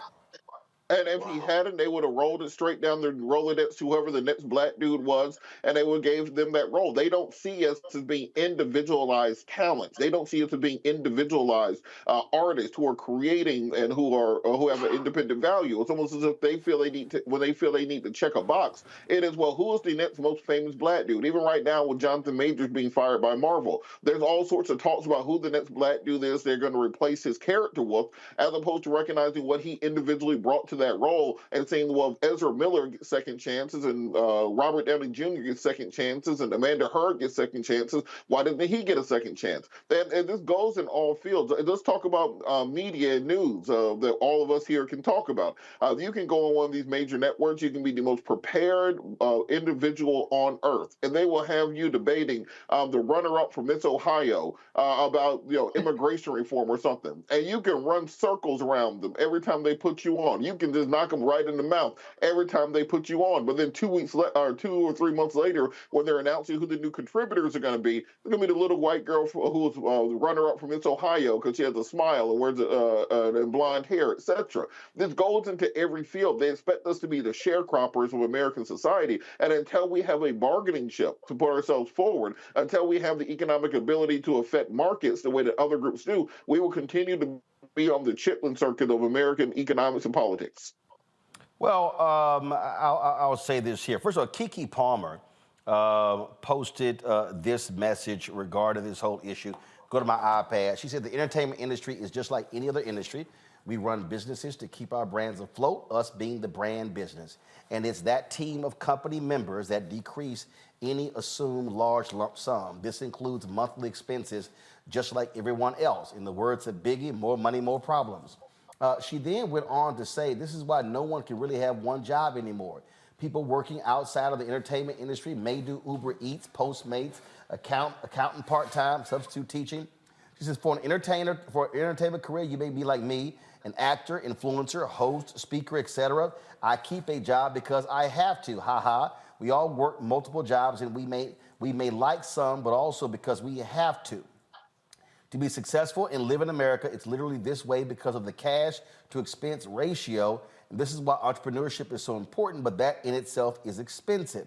Having one job for anyone is not really an option, no matter what industry, unless you are like the top earner. And I mean, that's like Bill Gates and them, I suppose. I don't know because I can't relate, ha. So let me say this, which is, and I think what all of you have talked about and what it requires, and I think too often, to your point, Robert, these are not the conversations that we have. And the conversations that we don't have is understanding, again, I'm going back to the business of the business. I'm going back to the notion of multiple revenue streams. I'm talking about when you're in these situations, Scott, you get it. You can't have a successful law firm and think you're going to survive having one client. If all of a sudden that client gets ticked off and moves their business, now you're screwed. The job is to go get multiple clients. Has to be the same thing. If you're talking about entertainment, you got to be thinking about movies and television and, yes, speeches and social media, things along those lines.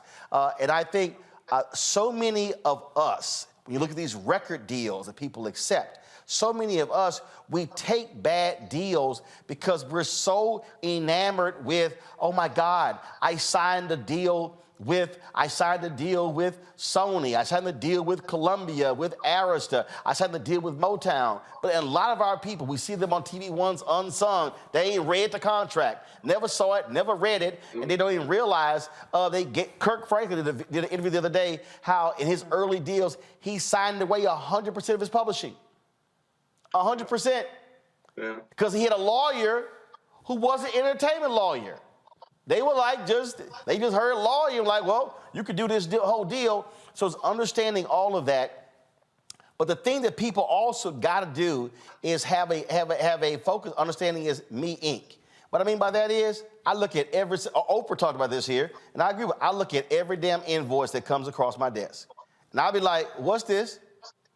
I ain't paying this. I got somebody right now who's inventorying all of my equipment in there. Because you know what? I'm not going to be paying for shit that get broken in 2024. If you got it and it worked and it come back broke, your ass paying for it. Now, I guess stuff happens, but the job is to take care of stuff because ain't no company buying a replacement. It's me. I'm the company. And a lot of people don't take ownership of their lives.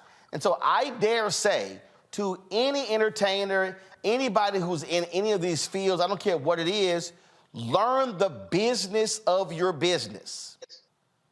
Otherwise, you're out here busting your butt and you're sending other people's children to school and they getting paid, and then you're going to be left with nothing. And people said, oh my God, I love that show you were in. I love that movie you were in. Terrence Howard talked about it. He got paid, was it 12 grand for Hustle and Flow? It was an independent film. I mean, these things actually happen. Here's the question, that you get paid on the back end, and guess what he also said?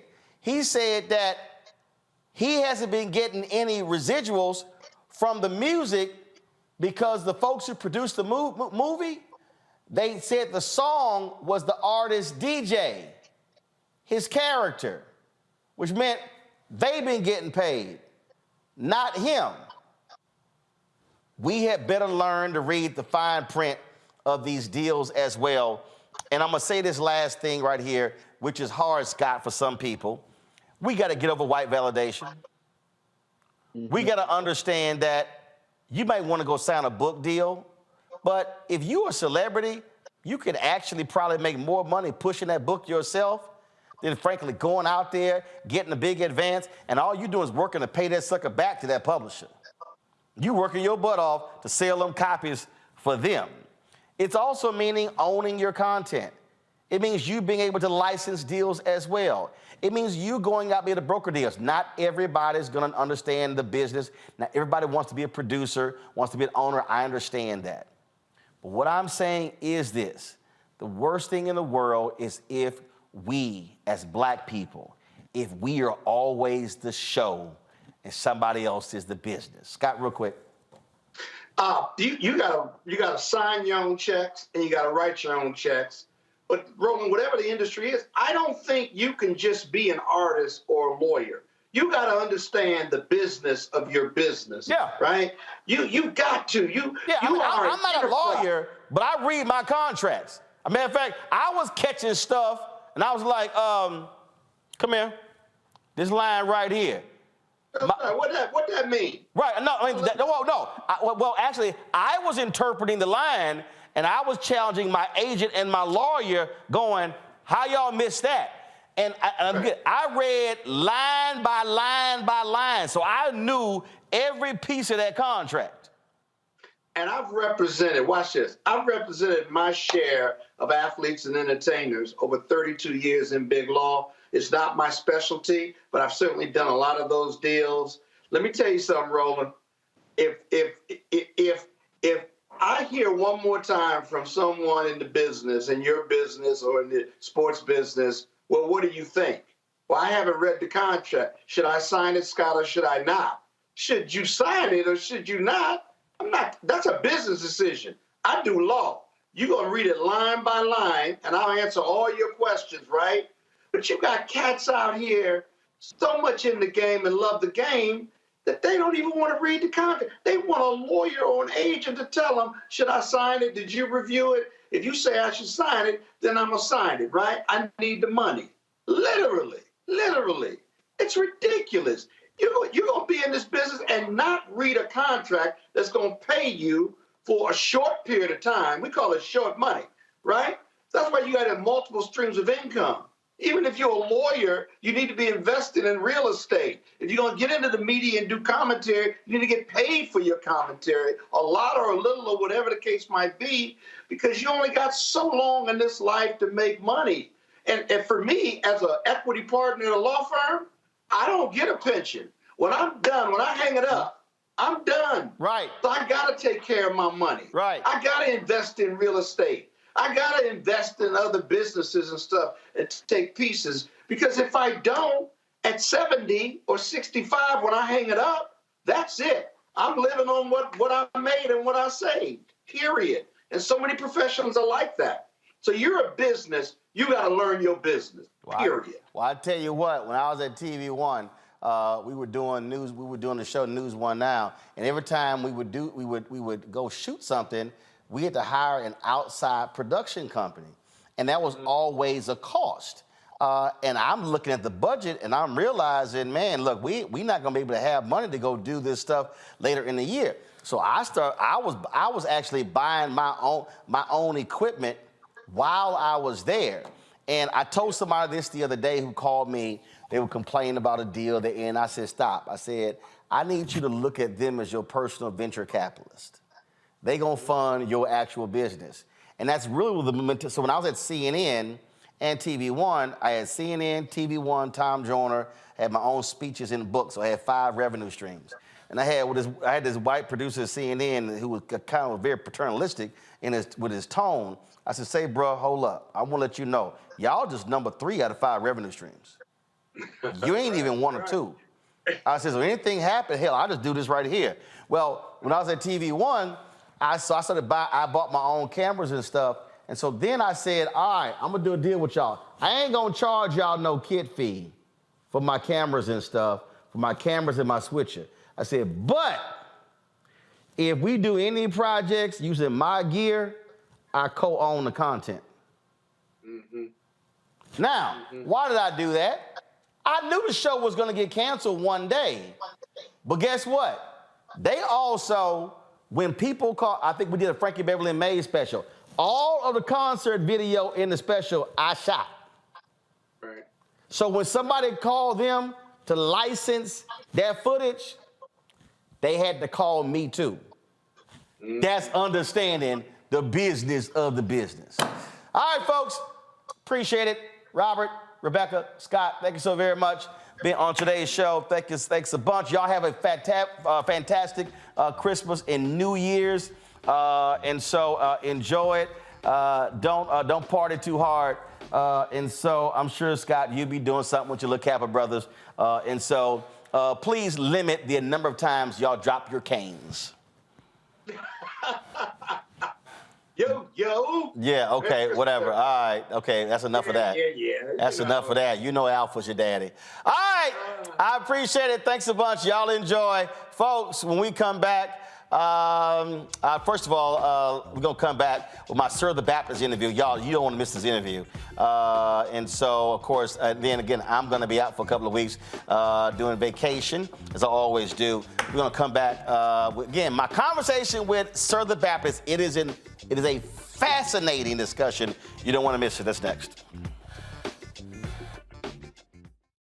Business or career with Grow with Google's wide range of online courses, digital training, and tools. Gain in-demand job skills with flexible online training programs designed to put you on the fast track to jobs in high-growth fields. No experience is necessary. Learn at your own pace.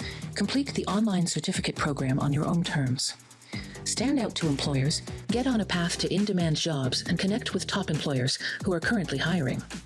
Take one professional career certificate program or all 6. Earn a Google Career Certificate to prepare for a job in a high-growth field like data analytics, project management, UX design, cybersecurity, and more.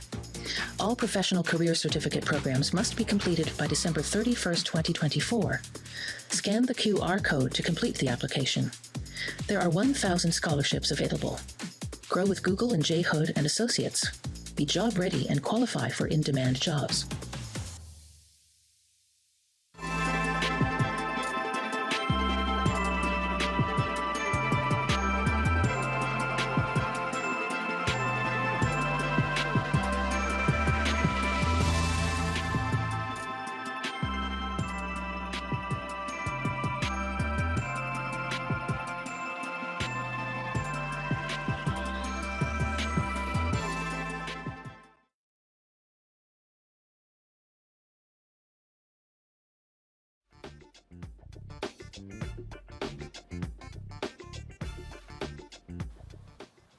All right, folks, Sir the Baptist, remember he won Grammys working with the Tennessee State University Marching Band. He has this ambitious project when it comes to other HBCUs. We talked about it when I sat down with him at the House of Hope in Chicago, where they were rehearsing for the McDonald's Inspiration Celebration and Gospel Tour. It's a really fascinating conversation. This brother is a genius when it comes to sound. Here's our conversation. Sir, you have had, man, one heck of a year. Yeah.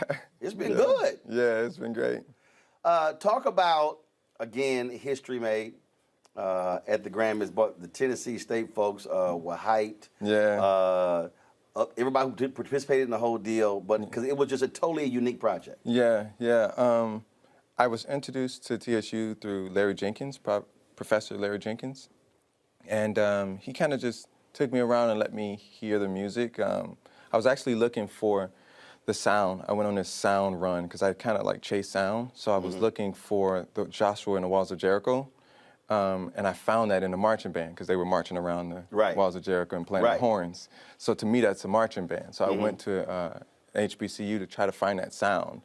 And I found a sound, and it was at TSU. And You visited other HBCUs? Yeah. Before that, I went to Howard.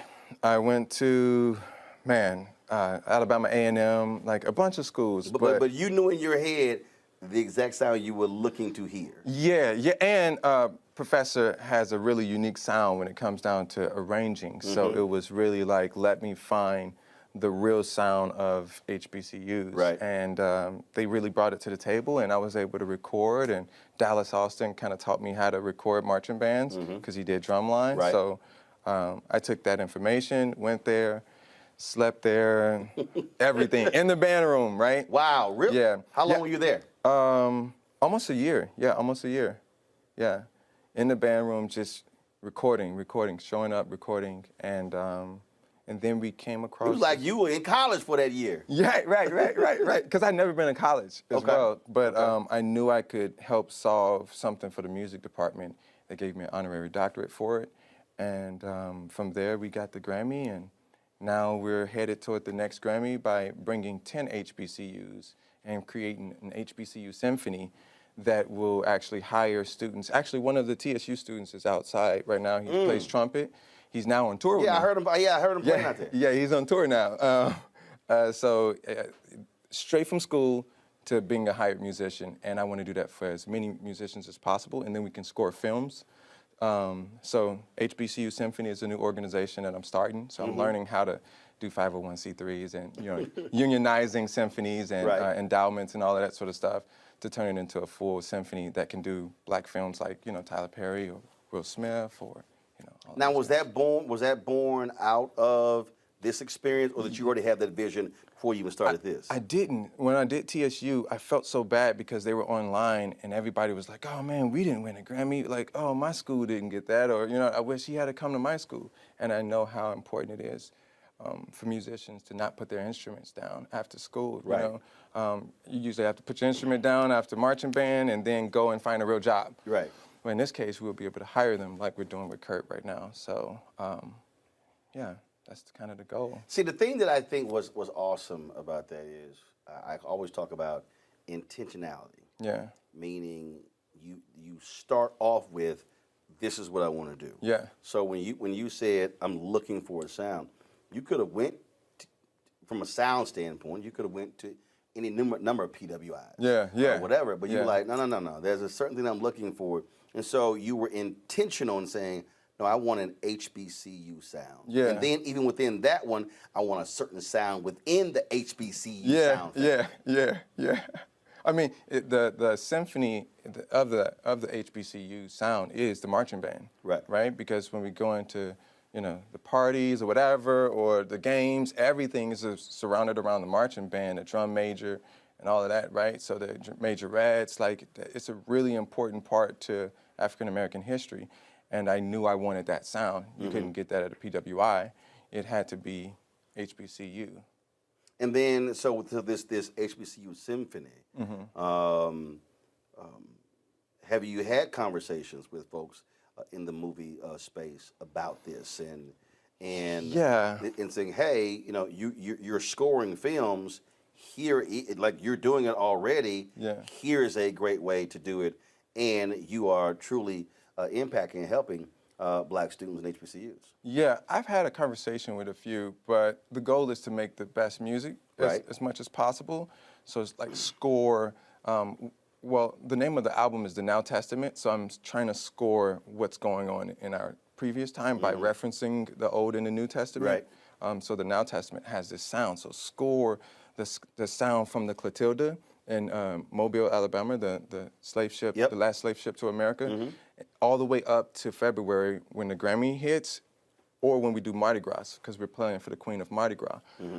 So like this black sound will the symphony will take you through from the Clotilda to Mardi Gras next year, and you'll have this sound and this big performance, and these 10 HBCUs come together, and then we create that sound, right? Then we go to films.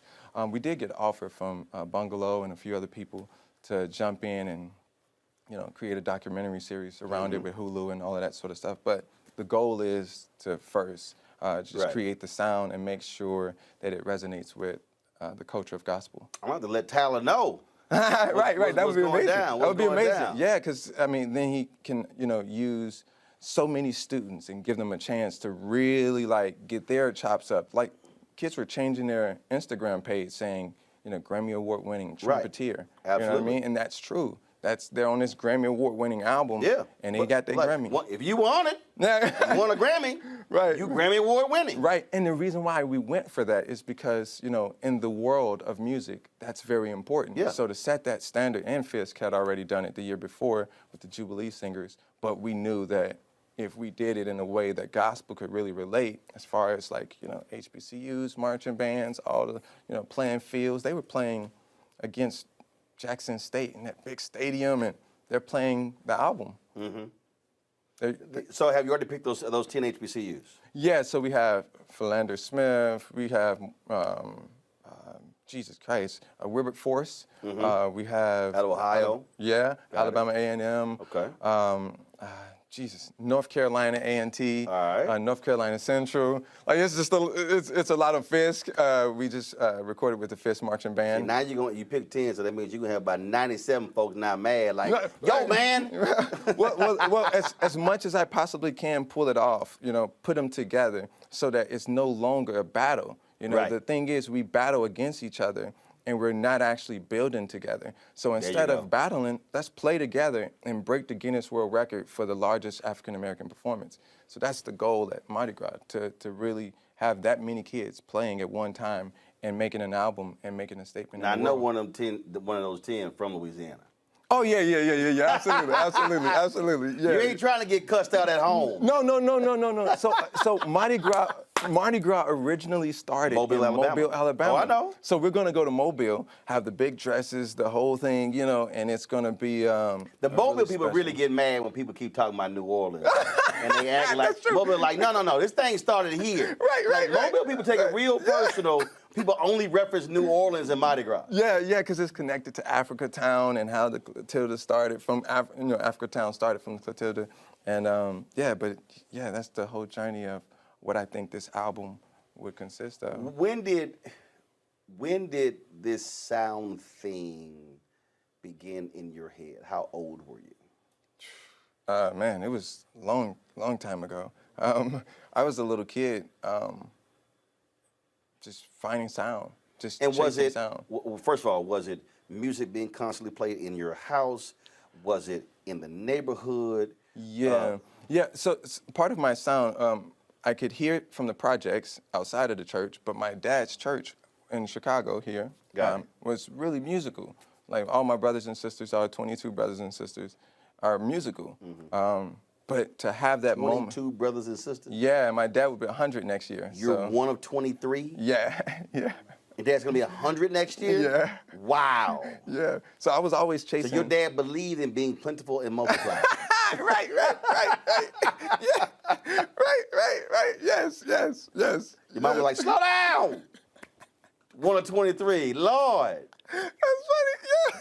Man, how big was your house? No, multiple houses, but it's multiple houses, different families. But we stuck together and worked on music a lot. And growing up, I just stayed around music. And other musicians in the family? Oh yeah, absolutely. Yeah, other musicians in the family. But I'm probably the one that actually did it, right? Because everybody else was like, oh, I don't know, I got to go to work. Let's do something responsible. You know what I mean? So were you thinking back, were you sort of that weird kid that teachers and others never understood? Because when you talk, I had this conversation with Jimmy Jam and Terry Lewis. Oh, yeah. And they were telling me, they were saying that, like, when they listen to music, mm-hmm. It was interesting talking to them because Prince said the same thing, that when they listen to music, it's hard for them to listen to music because they're sort of rearranging the music in their head. Yeah. So we listen to it, I'm listening to the music. Where they're hearing something totally different than what we are. Yeah. Were you like that growing up? Yeah. And then when did you go, okay, I'm not quite like everybody else. I'm hearing, and did you ever say, y'all not hearing this? Well, so I mean, at 11, I really dived in because my dad died, so I had to really focus in on what I wanted to do in life, right? 'Cause it was either going to be in a gang or music, because I wasn't really that good at school. But I started working on it and kept working on it and kept working on it, and I was driving Lyft and playing my music for people. And then as I kept going, I took my Lyft money. I was homeless at the time, so driving Lyft, homeless, playing my music for people, and they would go like, oh, I kind of like this, I kind of like that. So they start kind of tweaking my sound for me. And then from there, I signed a deal with Atlantic and then opened up for Beyonce, and then met Jay, and then just kept going. And it just blew up. Tony Bennett, yeah, Chance the Rapper. Just kept working with a bunch of people, Jay Ivy, like a lot of people. And yeah, so now it's just the sound of everything. But I actually don't listen to music. I don't listen to anybody's music. Like, Donald Lawrence is my, mentor. Right. And of course, he was over the whole music program. But I don't know a lot of his music because I don't allow myself to put other textures on my palette. So I have to kind of Wow. Yeah. So see, I think a lot of people really don't understand that concept. Yeah. I remember when I had a Sunday morning show on TV One. My producer, he kept sending me notes on Monday and Tuesday, what was on Meet the Press and Face the Nation, and this week, and I was like, "Yo, Jay, stop." Yeah. I said, "I don't watch those." Yeah. I said, "We ain't doing what they doing." Yeah, because it's on your subconscious. So don't send me notes. Yeah. I'm not trying to do what they do. Yeah, no. And I literally wouldn't watch.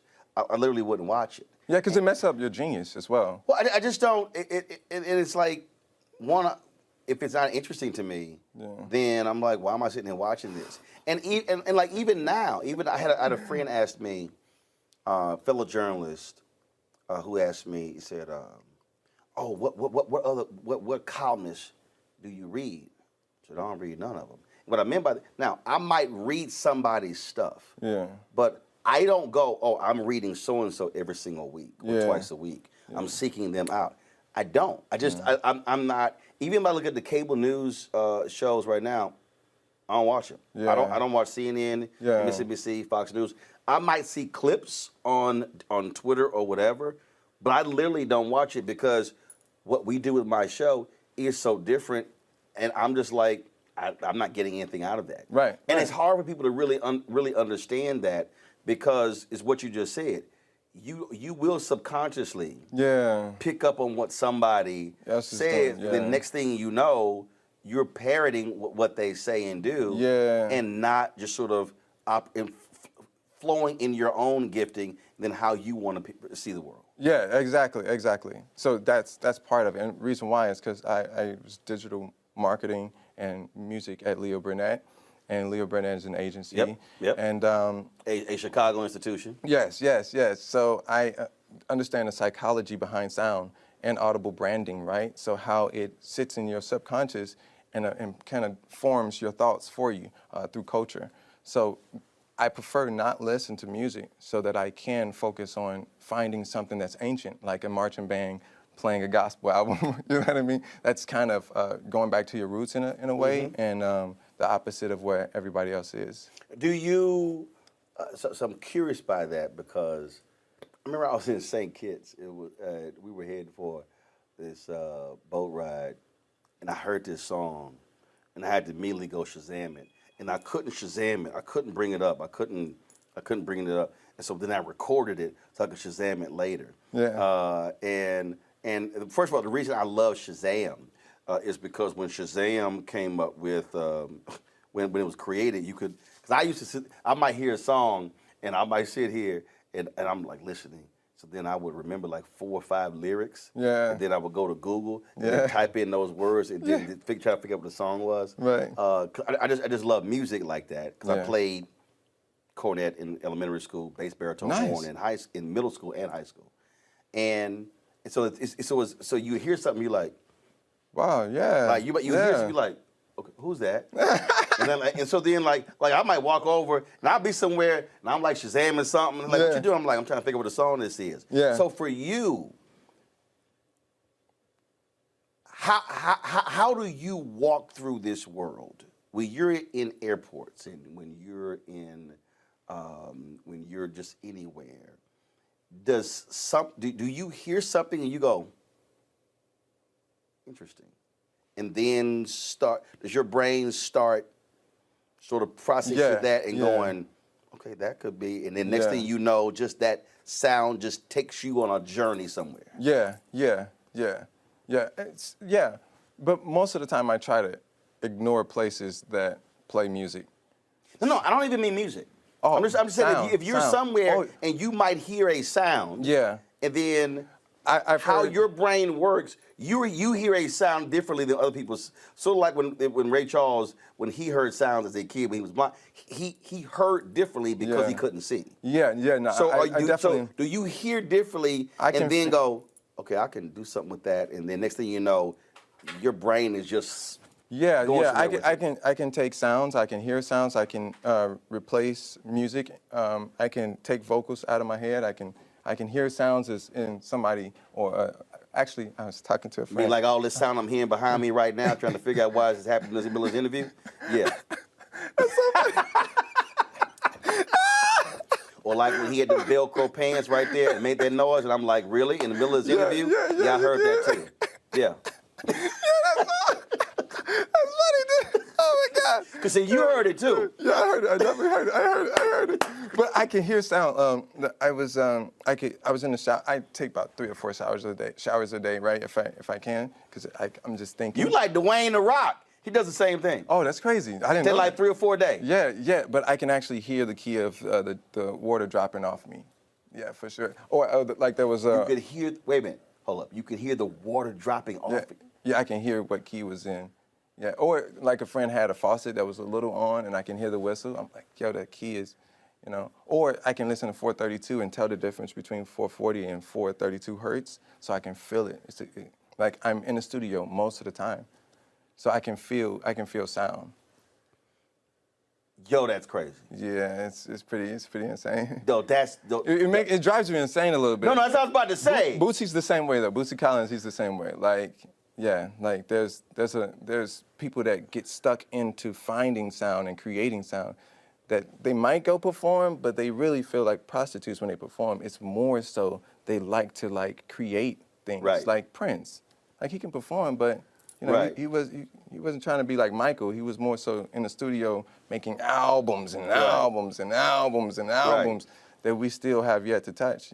Because he was in search of something. Yeah. He was like I was totally like when he left Warner Brothers, and then he left them when he left the 700 songs. Wow. And his whole deal was none of those songs were good enough for release.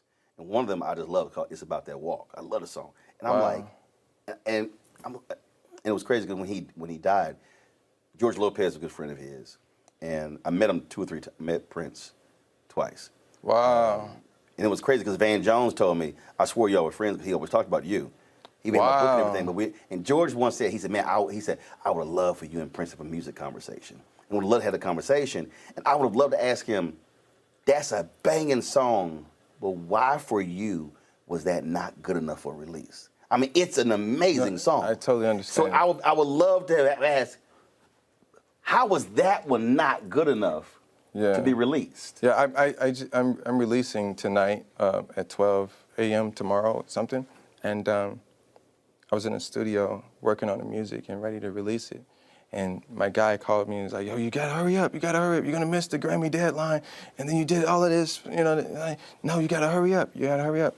And it's not finished, but I had to upload it in order to meet the deadline. Right. I was full body on the floor crying for hours.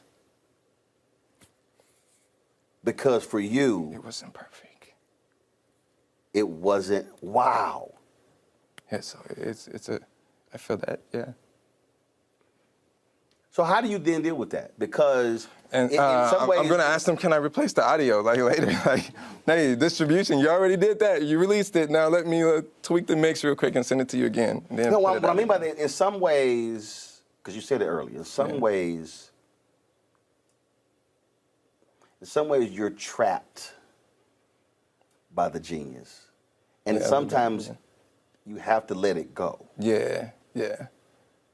So do you have those around you who you trust who are kind of like, sir? Yeah, Jay Ivy, for sure. We gotta let it go, bro. Yeah. He's like, yo, you gotta let it go, for sure. But I mean, it's the first symphony for gospel, period. We've never had an artist that was a symphony. Right. And then it's HBCUs, you know what I mean? And it's the HBCU symphony. Like, we didn't even have one of those before. It must drive you crazy that schools today don't have the same appreciation of music and the arts that they used to. As I said, I played in elementary school, junior high, and high school. Yeah. And it bugs me because I absolutely believe that playing an instrument is essential. has played a huge role in my success as a journalist. Wow. Because you have to read music. Yeah. You have to study music. Yeah. You have to listen to the sound of other people and then understand I'm playing too loud. Yeah. I'm not playing loud enough. Right. And I mean, and so when then you can literally apply all of that music to so many other areas of life. Yeah. Did you play an instrument when you were in school? I could play a little bit. I could play a little bit of drums and piano and stuff because my dad was a pastor. If the musician doesn't come or show up. So you weren't. So what's interesting to me is you really were not a hardcore musician. No. But you have this sounding gift. Yeah. That's also what's interesting because normally, like when you mentioned Prince and I mentioned Jimmy Jam and Terry Lewis, a number of people they play instruments. Yeah. I actually wouldn't compare myself to them at all, to like Prince or Michael or anybody like that. I chase sound as like almost a science, right? So it's like I'm chasing it almost like an A&R, like a Berry Gordy or like.